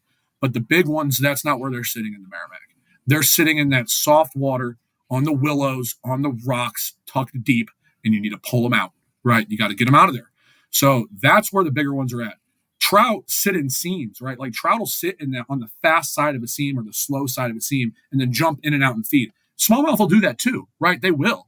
But a big 4-pound, 20-inch smallmouth doesn't want to spend that energy, right? You're going to catch a lot of 14, 15-inch fish doing that. and they'll bend a rod and they're fun. But when you're targeting those bigger fish, you need that soft water, that slack, that deep blue, green, rocky, willowy water. That's what you're looking for. That's where they're sitting at. Now, targeting them and doing it effectively, I can say where they're at, and that's one thing. But actually getting them to eat's a whole different story, right? Like how we present a popper, how we present a minnow, how we present an articulated swim fly, right? All completely different, but those fish will eat it in the same spot, right? So you can really go into detail, and I do that on my guide trips, right? So you book a trip with me, I really break that stuff down, and I try to teach people, like, you come out here by yourself, I want you to be successful, right? So that's how we really target them. I mean, today, for example, on the Huza, every single fish we caught was off willows or big rocks, right? And again, we caught a couple off wood, but it was wood with willows right behind it, right? So if you can find multiple of those in one, like if you have wood and you have willows, you got to hit that shit twice. You don't just hit it once. Like if I've got just willows, I might only hit it one time if I don't move a fish. But if I've got multiple, if I've got rocks and willows, I'm rowing back up, right? Because I know there are fish there, right? So rocks, willows, and wood, thinking that way on the Merrimack is really going to save you. And it's the same way with the Burbis, and it's the same way with the Big, right? The Big's a slower river. The Burbis is a slower river. They're nice and slow. They've got nice slow water to throw poppers and things like that. But they're not, again, foam is home, right? Like that is so super true. And we'll catch smallmouth out of the foam. Not saying we won't. But those big dogs are tucked deep on the rocks, on the willows, and they're just coming up. They'll eat their shad. They'll go right back down. They'll go up to the rocks. They'll eat some minnows. They'll go right back down. Oh, there's a frog. They'll come right back up, eat the frog, go right back down. Why would they sit in current? They don't want to spend that energy. That fish is 10 years old, right? That fish has been in there for a decade. That fish has got back issues. Yeah, like why would it work that hard? Like, right. I like door dashing my food too, right? So if he can just sit there and have his food float right down, he's just, you know what I mean? It's why work for it? Like, yeah, it's the same concept, baby. So the smallmouth and the way they eat off willows, rocks, and wood is completely different. There's a bunch of different methods to target them, depending on the season, depending on the flows. I mean, they are a very technical fish. They're a native fish. They should be protected, and they should be prioritized over trout. Can I say amen? I want to underline that. There's, I'm interested in your opinion on this. My brother-in-law, his dad's been fishing in Missouri, longer than I've been alive, and his basement looks like a museum. He's like that dude in Missouri, right? What do you got, AJ? Shout out Big T. Shout out Big T. Yeah. I had a chance to fish the Burbis with him, and my son caught his first catfish there, by the way. It was really cool. We were in canoes. Huge storm came up, man. We were hiding from lightning. It was one of those trips, right? But we broke for lunch, and I was asking him, what was this place like 30, 40 years ago? And he's like, oh, there was smallmouth everywhere. Like, we'd catch 30, 40 smallmouth a day. It wouldn't be unheard of. I'm like, what happened? And he's like, oh, they reintroduced some predator into the area. And that was his take. And it started wiping out the smallmouth. What's your perspective on the Burbis? Because it's a fishery that I would like to get to know better. I know there's fish in there. I'm not sure I know how to get to them or where they're moving. And is it really, has it really gone downhill like he's seen it gone downhill? I'm not sure, Well, I'm interested in your take on it. I don't think it's gone downhill. I think higher rates of flooding, more consistent flooding has eroded the banks, and it's changed the way the smallmouth move, and it's changed where they sit. The rivers became wider. The rivers became slower in the Burbis overall over the past 30 years, right? It's widened out. You've got more eroded banks from more frequent flooding, right? And we have more frequent flooding everywhere in America now. It just happens more frequently, right? Yep. Smallmouth are a native fish, right? So if it floods, they're going to adapt. Trout aren't native, right? Trout aren't native in Missouri, right? Trout aren't going to adapt the same way smallmouth are. So personally, I don't think the smallmouth fishing in the Burbis has necessarily gone down. I don't think the people have adapted to the change of the river as fast as the smallmouth have. We don't know where they sit as much anymore. They're in deeper water. They're harder to get to, and it's harder to read, right? You don't have as much structure as you used to have on the Burbis, right? It's just flatter and more open. So it's just harder to find them. But the Burbis is good. There's some big smallmouth in there, but it's a tough fishery. I mean, it's a tough fishery, and it's really only good like maybe a third of the year because it's so sensitive to flooding. I mean, if you don't hit it at the right time, you're going to get skunked. So like the Burbis, we don't guide it very often at all because it has to line up. It has to be perfect. And I have to have a client in the boat that can go out there and can rip a 7-weight and sinking lines all day, right? And most of my clientele isn't that way. But if you can do that and you want to go try something new and you're willing to maybe reschedule 1 or 2 times because the flows aren't right, the Burbis can be something fun and new. So it's cool. But that's my take, is that I think the fish are still there, and I think the smallmouth are still there. But the spotted bass, I think, do have an impact. I think it's the spotted bass. I think they really hurt the smallmouth habitat. And again, ditch pickles are getting in there, taking all the food. Yeah. That's my take on the Burbis. That lines up with my gut instinct. Like my gut instinct was like, the fish are here. I just don't know how to get to them, and I'm not sure what's going on. They're different. Like if you fish for smallmouth in the Burbis the same way you fish for them in the Merrimack, you're not going to catch them. It's a different river. Yeah, you got to target them different. Just like I target smallmouth in the Hoozah different than I do in the Middle Merrimack, even though the Hoozah dumps into the Middle Merrimack. Right. So you got to be adaptable. You got to change, and you got to understand smallmouth. If you don't understand the way the fish operates, how can you plan on going out there and having successful days, day on end, right? When you're getting on the river and you're catching at least 6 smallmouth every day, like in order to catch a half a dozen smallmouth consistently over and over, you got to understand that watershed, especially around here. Yeah. That's one of the trout things play a big role in that too. Yeah, trout are a staple here. So I know you guys fish for trout. I like to fish for trout, but I think that's a discussion that needs to be had more too. Guides don't want to talk about it, and I want to talk about it. So so let's dig into that a little bit, Andy, because ultimately, from my perspective, the reason that the state prioritizes trout is it's an easier cash crop fish to grow. They take a lot less time in order to produce a sizable, quote, keeper fish. A 12 to 14 inch trout would be a 1 to 2 to tops 3-year-old trout, where in a smallmouth you're talking a smaller fish, and by the time you get up into that 14, 15, 16 range, we're talking a 7, 8, 9, 10-year-old fish. Am I right in that? Correct. So basically, for the state of Missouri to prioritize smallmouth would be difficult for them to do. Because there's a financial impact in, what the state, and don't get me wrong, like Missouri is a unique place. And for those of you that don't know Missouri, we have one of the best funded departments of conservation in the country. And one of the contributing factors to that, and Andy, if you know better information, correct me if I'm wrong here, but essentially when we pass some laws around sales tax in state of Missouri, part of our sales tax, and I want to say it's like if we pay 8%, 1/16 of your dollar, right? So, half of that 8% or half a percent of that 8 or whatever it is going directly to the Missouri Department of Conservation, right? So if you pay 8 cents out of every dollar, half of that cent is going to the Missouri Department of Conservation. It can't be messed with. There's no other agency that can get their grubby hands on it.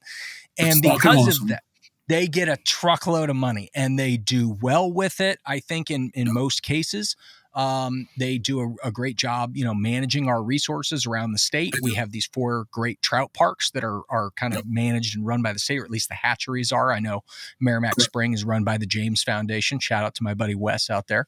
He's awesome.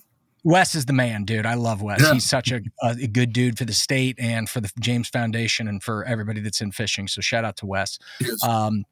But we do have this unique scenario with the trout parks where if you want to get into fishing in the state of Missouri, we have 4 really beautiful places with, spring-fed rivers for you to go and target those fish. They're stocked on a daily basis, and they're well-maintained, and they have safe campgrounds and everything. My perspective is that that's kind of kept some of the riffraff, if you will, some of the guys that are throwing power bait for us fly fishermen, out of some of maybe those smaller blue streams or blue lines and some of those, kind of what we value as really, really special rivers.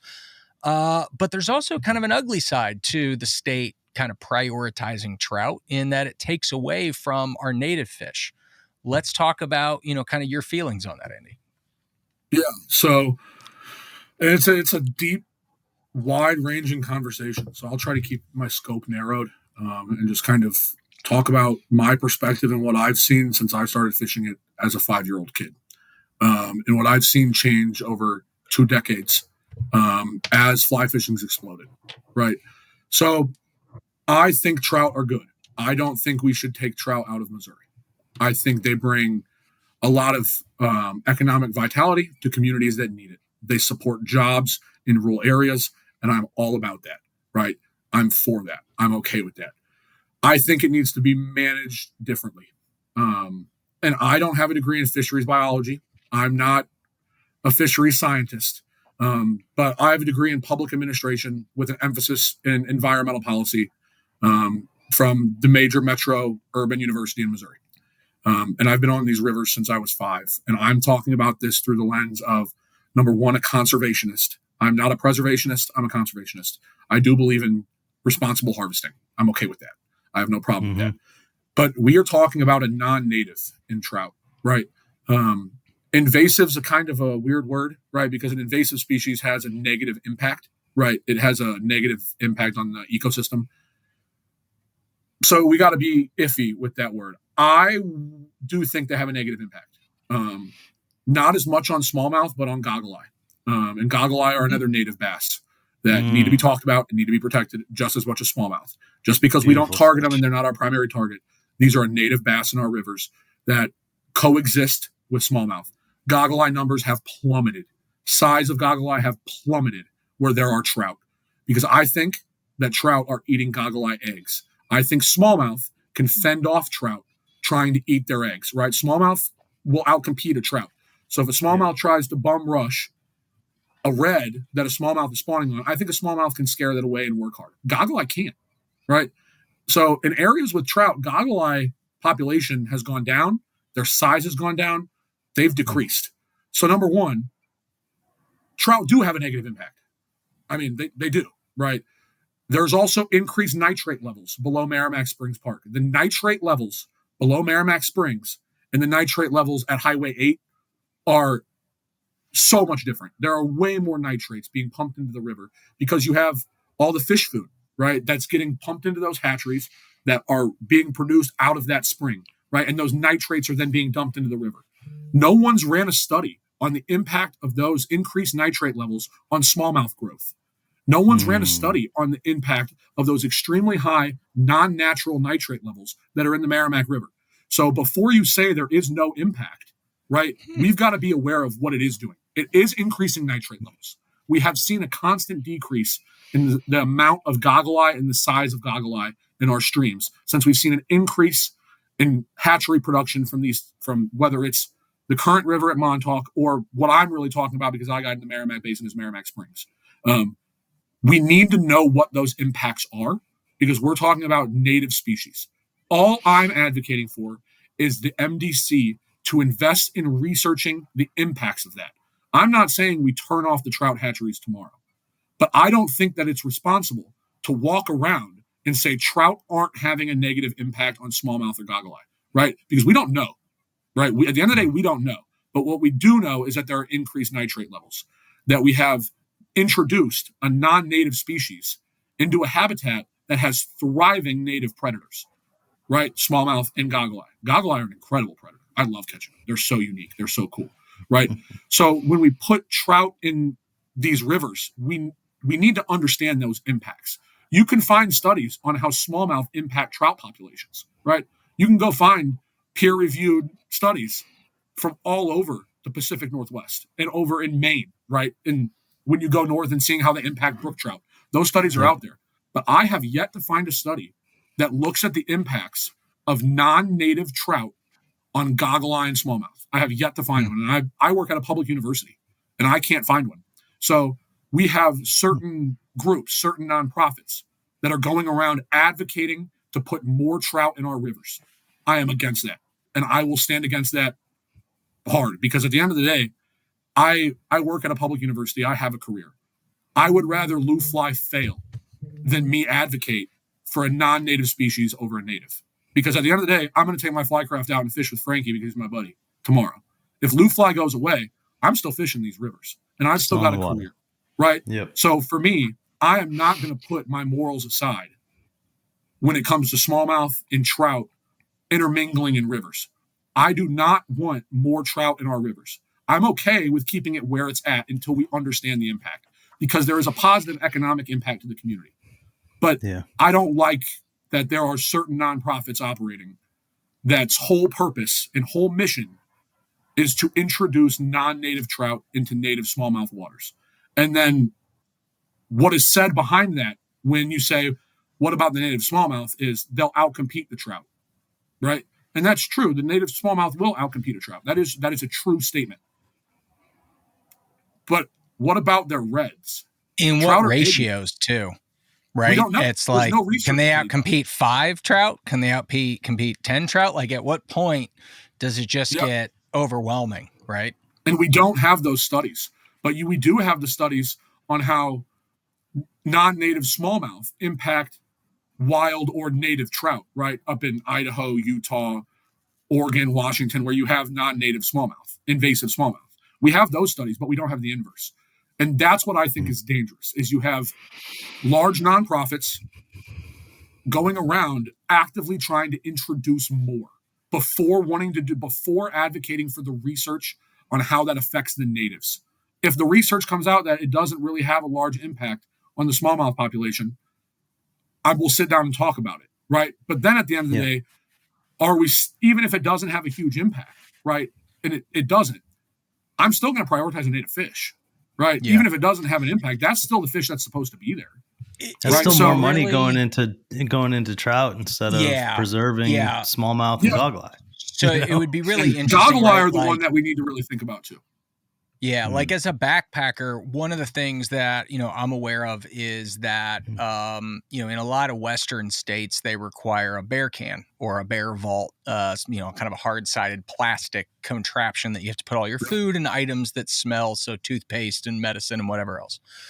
And you put that in, your can when you sleep at night. You move your can far away from your campsite so that if a bear does get a hold of it, it's not in your tent. And there's a product called an Ursack, URSAK, that is like a Kevlar bag that you can tie up and tie to a tree. It's lighter. It's less cumbersome than a Bear Vault. I'm a Bear Vault brand ambassador, so shout out to Bear Vault. I'm not talking trash. But in certain applications, an Ursack has its advantages. I think they all have their advantages. And the United States National Park Service essentially refuses to do a feasibility study on the Ursack. And my suspicion is because at most of the parks that they have that requirement, they already have a collection of bear vaults that they rent. It's part of their financial program for the year. And so if they go advocate for this bag, now all of a sudden they either got to buy bags or now they're going to have less traffic from their bear canister rental program and so on and so forth. For the state of Missouri to do those kind of studies, they're putting their major revenue stream through the trout parks at risk, right? Because if the result of the study is that, holy shit, these trout are destroying our smallmouth and our goggle-eye and they are the problem, then all of a sudden you have to face the decision of, all right, now we know there's a problem and everybody knows there's a problem and the data supports that there's a problem. What are we going to do about it? And then there's then there's pressure for action, where if they never run the study and they can't prove that this is the problem, then they can just keep on rolling. And again, I'm not saying that the Missouri Department of Conservation is a bad group or that they're making a lot of bad decisions by any means. They do a great job.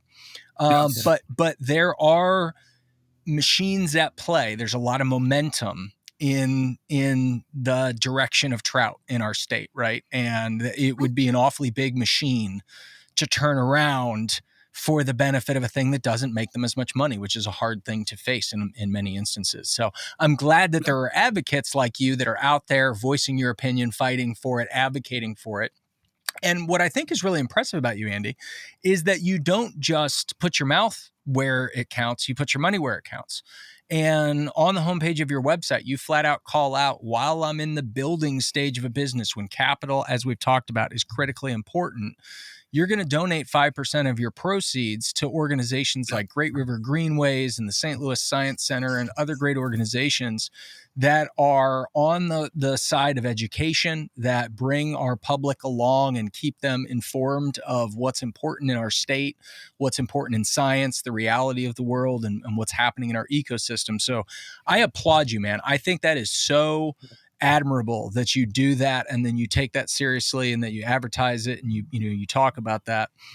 There's a lot of people out there that saying like, I care, but they don't put their money where their mouth is. So I'm a big believer in the fact that you're doing that, man.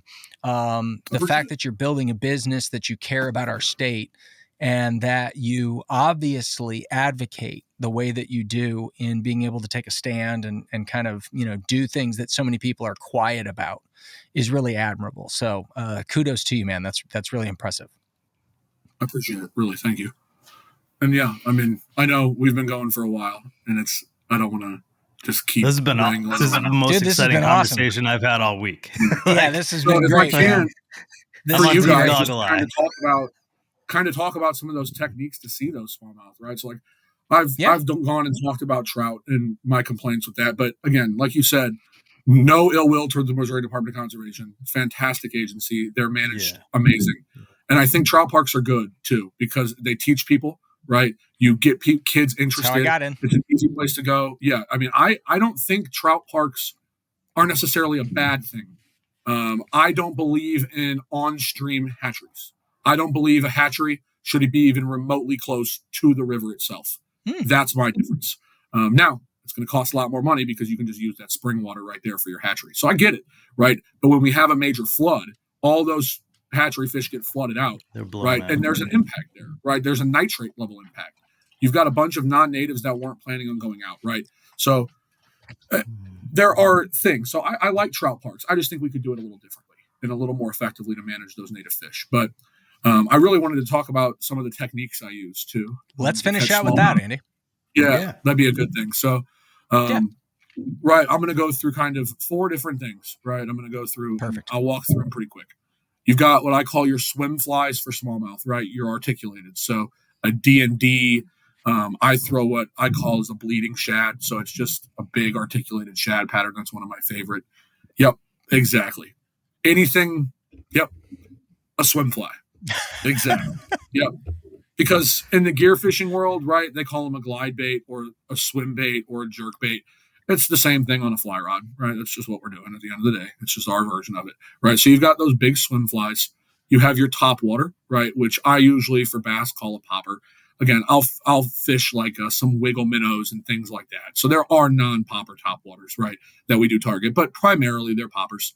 You've got your crawdads, right? Andy, before you go forward on the poppers, for those that don't understand why we call it a popper, a lot of times think of it like a cork with kind of a hollow spot in the front almost, and you're pulling that cork, and that hollow spot is basically filling with water, and then when you stop pulling it, it's pushing that water forward. It makes kind of a glug sound every time that it gets pulled forward, which is why they call it a popper. Kind of pops through the water.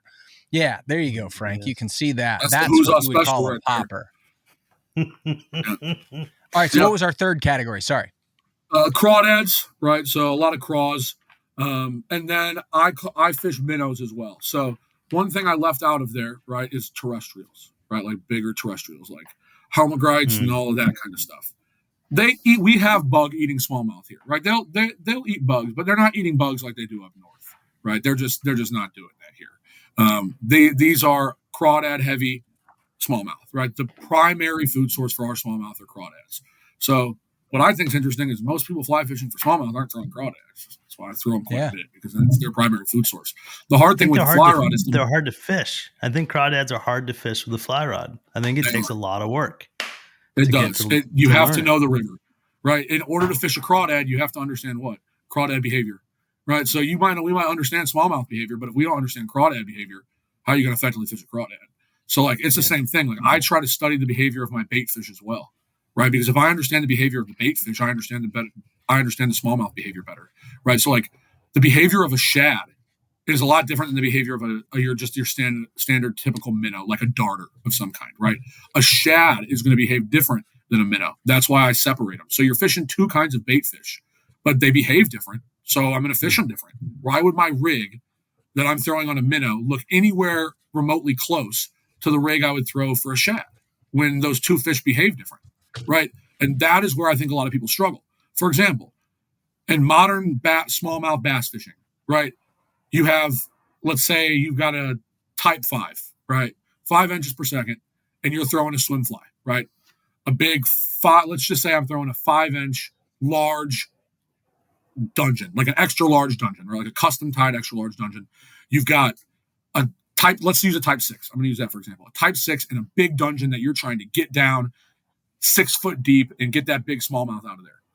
And a lot of people that are smallmouth fishing are going to say, oh, we're not getting any to eat on that dungeon. They're going to snip it off, and they're going to throw on a smaller minnow. And they're going to throw it the same way. Why would we do that? Because those two presentations are completely different. They're going to be eating in the Merrimack a big dungeon for a shad, right? Some kind of shad. If they're eating a 5-inch bait fish in the Merrimack, it's going to be one of two things. It's either going to be a shad or it's going to be a long ear sunfish, right? That's what they're eating a 5-inch bait fish for in the Merrimack. Those nice, big, long ear sunfish, they're so fun to catch, right? They look like they should live in coral reefs. They're just so colorful, right? We call them pumpkin seed. They're either eating that or they're eating a shad when they're eating a bait fish of size. They will eat baby largemouth. They'll eat baby smallmouth, right? They'll eat little goggle eye. But primarily, from what I've seen, they're eating shad or they're eating long ear sunfish, right? If they're eating what we would call a swim fly.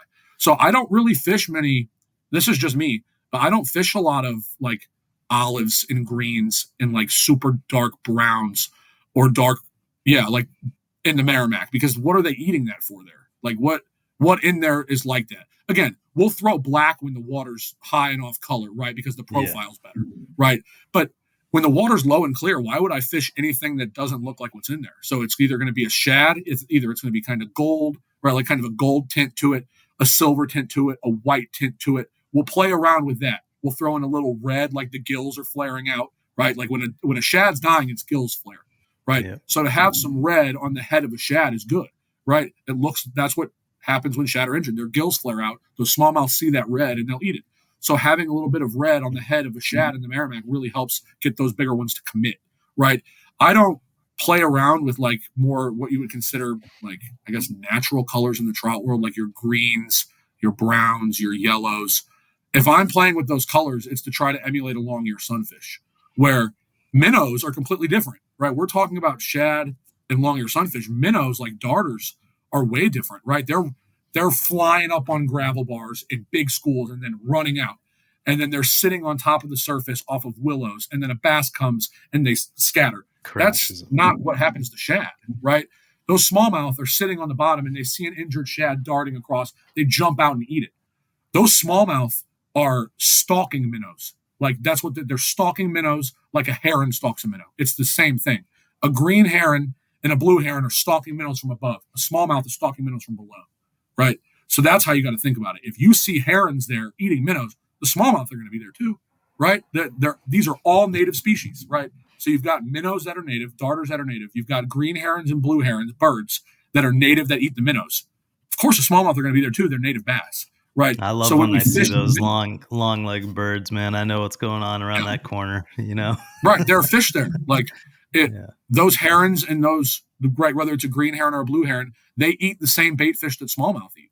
So that's what you're looking for, right? So minnows, you fish them different, right? If minnows are running up on gravel, why would I use the same type 6 to throw? I never use a type 6 throwing a minnow. Like that just doesn't make sense. If I want my minnow to get deep, I'm going to extend my leader length on a floating line. I fish minnows on floating line, even in high water. And that's when I say I fish different.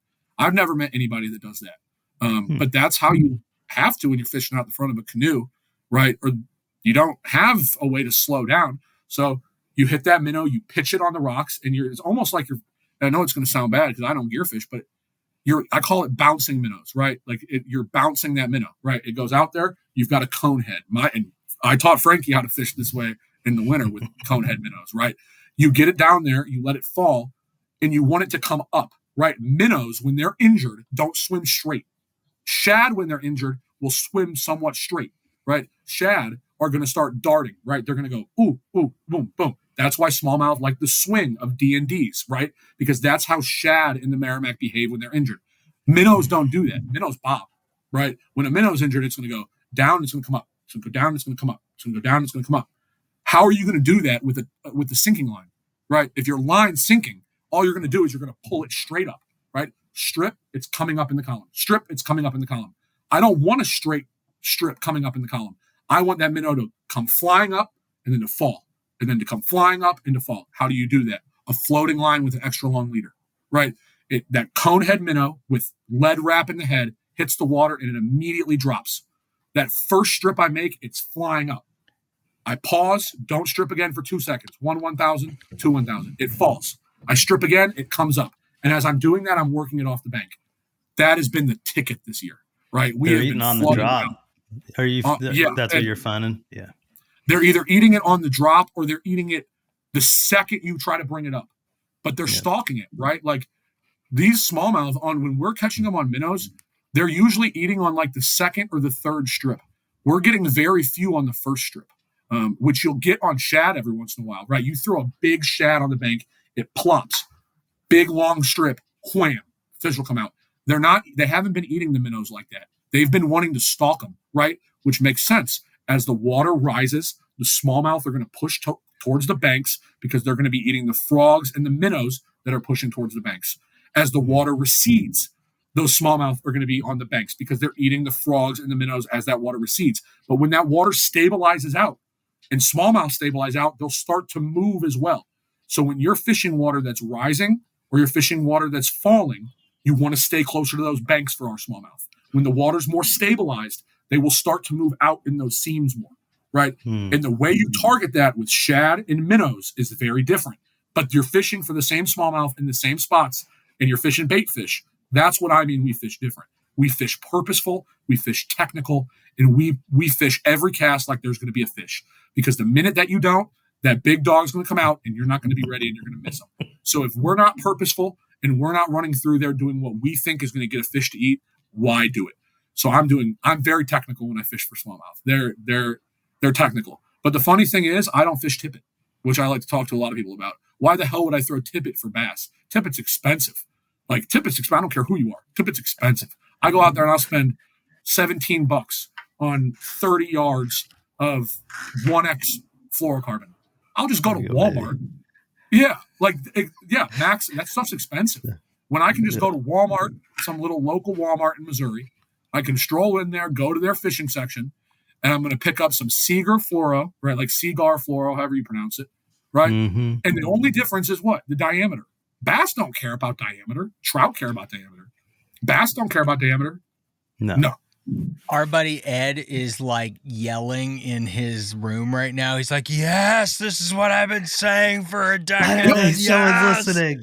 Yes. Like Ed is freaking out right now because I started getting geared up. You know, we've moved to Oregon and I started gearing up for steelhead fishing. And so I go to our local fly shop, and luckily Spawn was super great and told me kind of the reality of the world. And like, you don't need to spend money on this and this and this. You could just simplify and do this.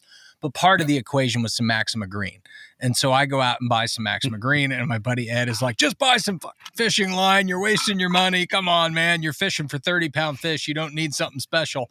So yeah, dude, he is going to be just absolutely singing your praises for the fact that you're, caveman approved, man. So I appreciate that. Yeah. So that's kind of minnows and bait fish, just to run through, kind of how I fish them different. Water's rising, water's falling. You fish those banks. When you're fishing minnows, right, and that's the same with like a Clouser, old school, right? Clouser's old school pattern, been around forever. Like same with the Creelex or a Sparkle minnow. Throw floating lines, throw longer leaders, adjust your leader length based off the depth you're wanting that minnow to dive. Don't throw on a sinking tip when you're fishing minnows. Now, if you're fishing shad patterns, throw those sinking tips, throw those sinking lines because you want more of a swim movement. But minnows, you want that bounce. When you're fishing poppers, it depends on what you're doing. So there's two, right? You're either trying to emulate like a frog or a bait fish, right? That's really what they're eating poppers for around here. It's a frog or a bait fish.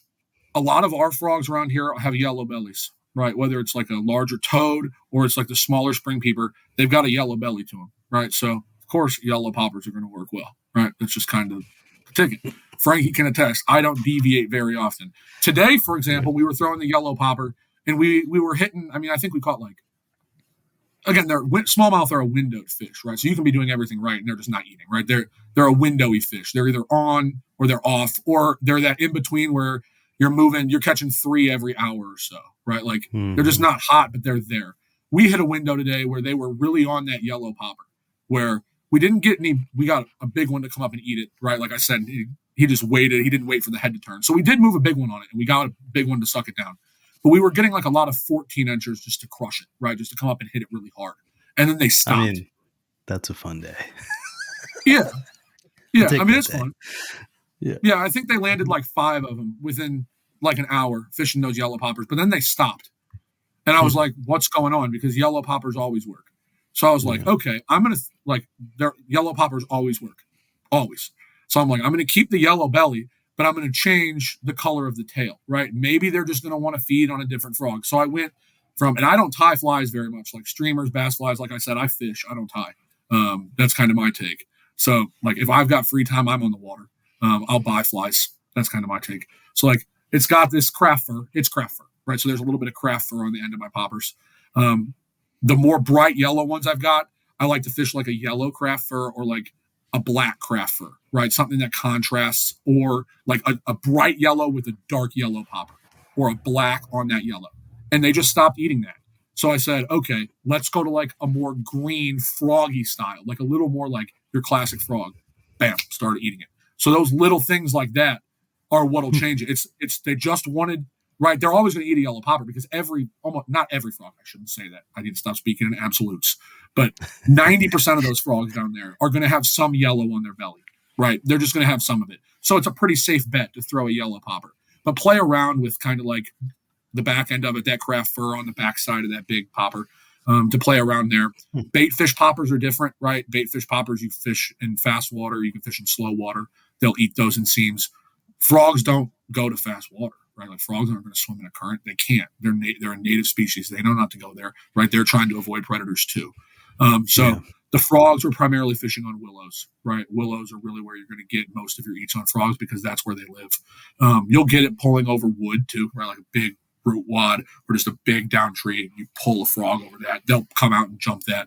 But we're fishing those with like about 7-foot leaders, so longer than most people would. I like throwing, I'm pretty simple, right? So I'll put like either 15, like 4 foot of 15, 20-pound fluorocarbon straight off my fly line, right? And then I'll put like 2.5 foot of 10-pound fluoro off the end of that, and then my popper. Real simple. Yeah. And like I could tie blood knots, but like when I'm guiding, I need to do something quicker. So I just use like a double clinch, right? Like if I'm out there by myself, I'll take the time and look around and tie a nice blood knot and like look bask at my work. in the like, glory of it. You can still do it, like whatever. But when I'm with clients, we're just using that double clinch. And that's kind of my setup for throwing poppers. Is like 4.5 foot, 20, 15-pound fluoro, some 10-pound off that, about 2.5 foot. That'll really work wherever you're going. Poppers are pretty easy. That's what I put my new clients on. 80. If you're a new client and you come out with me, 80% of the day is going to be throwing poppers, even if they're not eating them, right? Because it's tough to get a client to streamer fish for smallmouth. Like it's not easy. It's really not. Streamer fishing for smallmouth is not easy. Top water fishing for smallmouth really ain't that hard. It's not easy, but it's not. I mean, you know when they eat. Like you're not questioning whether you got an eat or not. It's a visual. And for new people, that really helps. Yeah. We went fishing as a fishing club, the Jefferson. Shout out to our boys. We went fishing as a fishing club back in early March for smallmouth down on a river in southwest Missouri. We'll just leave it at that. Cool. And we had a hard day on the water, and Frank's boat did well. Our boat struggled. And we're basically pulling up to the takeout, and our buddy Eric goes, "Man, they must have been lucky because Tryon ain't getting it done." It was just one of those days where like we fished hard with streamers all damn day long. And I'm not a hardcore angler. I'm in the back of the boat, dicking around, having a good time, screwing with guys, drinking beers, having fun. I fished hard and didn't catch a fish. So yeah, if you're fishing streamers all day long, it's tiring on the arm. It's tiring for everybody involved. It can be a little bit sketchy if you're a newer angler because those things drop really hard in the air when they're wet. And so for not only for the guide, but everybody in the boat, you got big, giant, heavy flies flying through the air, hopefully not getting stuck in the back of anybody's heads. Throwing poppers especially as a new angler would just be an absolute ball.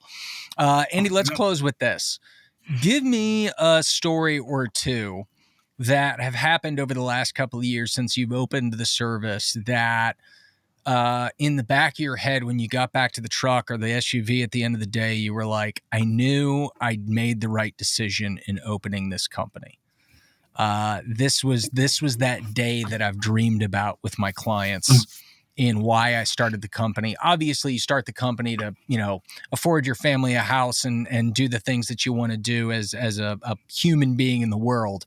But there are those days on the water, I'm sure, that remind you like, man, this is why I chose this profession. If you got an example or two of those, that'd be fun to close with. Yeah, there are really two that come to my head. And being that we're in Missouri, I'm going to give one example for trout and one example for smallmouth. Cool. And then I'll give another, like a real quick short one for our carp. But there was one where we were out on the red ribbon section of the Merrimack. And I took out, and this was recent, this was this spring, a mother and a daughter, little 8-year-old girl and her mom. And this was after the big flood in November, right? So that big flood in November really washed all those stock trout into the Merrimack.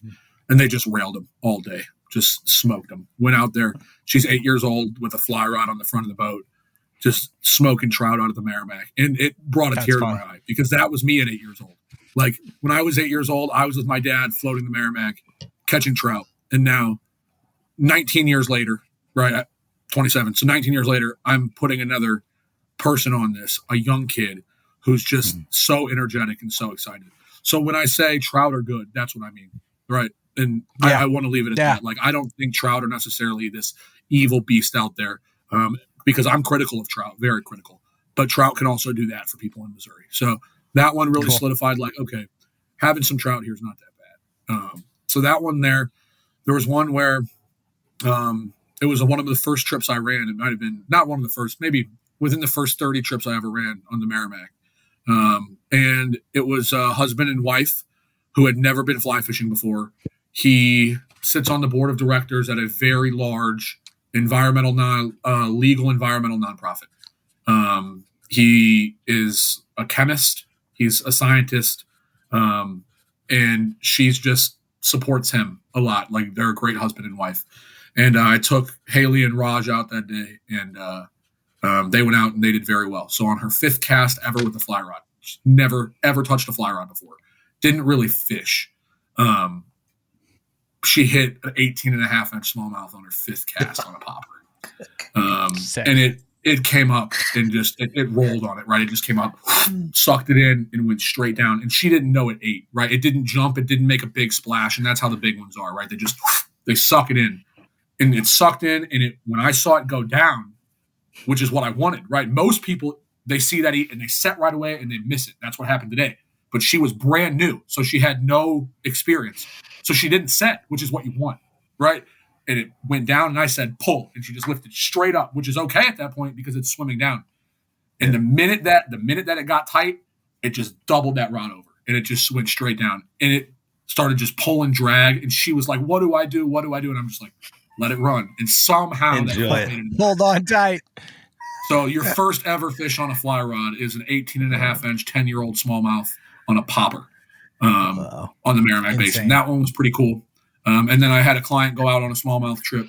The smallmouth was slow, high sun, the water was low and clear. It was just a tough day. I think we hit like 5 smallmouth. They were all under 13 inches. So we caught some, right? They were happy. They got to see their smallmouth. They ate poppers. That's cool. But nothing crazy, right? But happy clients. I was happy. We were catching fish. But I said, hey, let's go back in this little lagoon real quick, right? We've got really high water. So it's not really a lagoon, but like on the Merrimack, right? It'll bend and there'll be like a little back eddy. But it goes for a long ways, right? They're like it. If you fish the Merrimack, you know what I'm talking about. I just kind of call it a lagoon. It's not an actual lagoon. But I was like, let's go back in here and look and see if we can find some gar, right? You're new. I like fishing for gar. They're mixed in our rivers.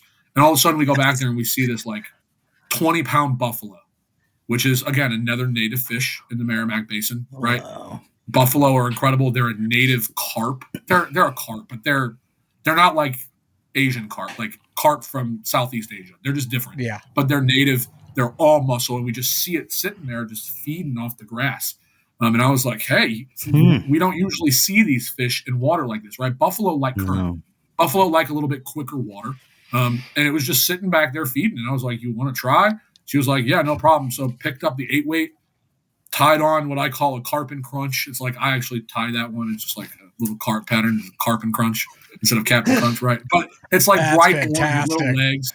Like it looks like a little Captain Crunch is really what it looks like. So That's it's called awesome. carp and crunch. And she made an immaculate cast. Just her first cast was immaculate. 6 inches over its nose, like you need for a carp, right? Nice slow strip right in front.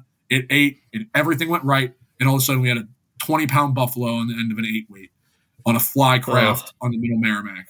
And the biggest fish she'd ever caught before that was a 14-inch rainbow trout.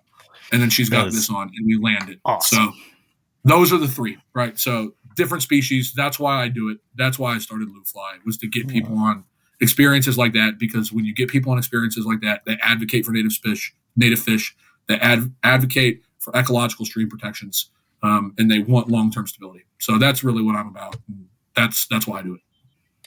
Well, Andy, I'll tell you what, you've got 3 characteristics that I think will suit you well as a guide in building a business.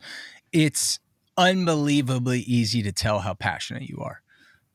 You just live and eat and breathe this stuff. I can tell it just oozes out of you, which is awesome. You want to see a guide with that. Secondly, you're crazy knowledgeable. I mean, just the amount that we've learned in techniques, sections, different parts of rivers, the different kinds of fish that you can fish for in those different parts of rivers. Huge. And then you're business savvy. I think the fact that you understand that it takes capital, takes reinvestment, the fact that you're building your business the way you are, you're going to be successful regardless, man. I have zero doubt that LouFly is going to be one of those guiding companies that we're talking about 30 years down the road, if you haven't, decided to do something different over that time. A few things before we close. If you don't start a t-shirt line that says, bro, you don't even understand crawdad behavior, that's a bad idea. Like, you need a t-shirt that says, bro, you don't even understand crawdad behavior. That's a great idea. You need another t-shirt that just says, LouFly, we fish differently. And then on top of that, I think Frank and I are going to work on an AI generated image of Carp and Crunch. We need a little Captain Crunch with a carp head on it on a t-shirt or something like that. There's just too much opportunity for branding for Carp and Crunch. We're going to work on some of those ideas, but dude, bro, you don't even understand crawdad behavior stuck out through the whole episode. If there's going to be a name for this episode, that's going to be it. So, Andy with LouFly Guide Service, dude, this was awesome. You're awesome. Yeah. I am so excited for what the future holds for your company. Finish with this. And I know you want to guide a whole host of different types of clients, but is there one particular type of client in particular that just always kind of gets you excited? And then let's finish with how people can find you and how they can book you for a guided trip. Sure. So I don't really have what I would consider like an ideal client. I like taking everyone because nobody really knows our river. I will say, I prefer, which a lot of guides might think I'm lying, but I prefer newer people because I have no bad habits to break. You've been trout fishing for 20 years and you're really comfortable throwing a hopper at a brown trout. You're going to miss the smallmouth when they eat the popper the first few times. It's going to happen. Where that newer person has no preconceived notion. So for the guys that fly fish a lot, who fish for trout a lot, using dry flies a lot, everything throw out the window when you start popper fishing for bass. So that's kind of what I can say there to that effect. And then you can find me on my website, www.LouFlyGuideService.com. If you Google fly fishing St. Louis, I'm going to be right there at the top. St. Louis fly fishing, you can find me that way. Google's really where you'll reach out. You can really kind of see what we're all about. Website's pretty detailed about what we're running and what we're looking for. You can find me on Instagram, LouFly Guide Service. Everything is just LouFly Guide Service, make it nice and easy for you. Cool, man. Well, we will publish this episode in another couple of weeks. I've got Frank and me have an interview coming out next week. And then the following week, we'll have this episode out. So everybody keep an eye out for it. We'll be promoting it through Frank's channel, my channel, Andy's channel, everybody's channel. We're going to be pushing it out there. So come and check out the episode. This was super fun. Andy, I really appreciate you, man. I'm really proud of the business that you're building. And I'm glad to now call you a friend. And this is going to be an awesome relationship going forward, man. So congratulations on building the business, and I'm super happy for you. Thanks. I appreciate you guys having me on. And yeah, if you ever want to talk fishing, just reach out to me through the website. Awesome. We'll Hang, Andy. Let's get out in the water soon, buddy. See y'all later.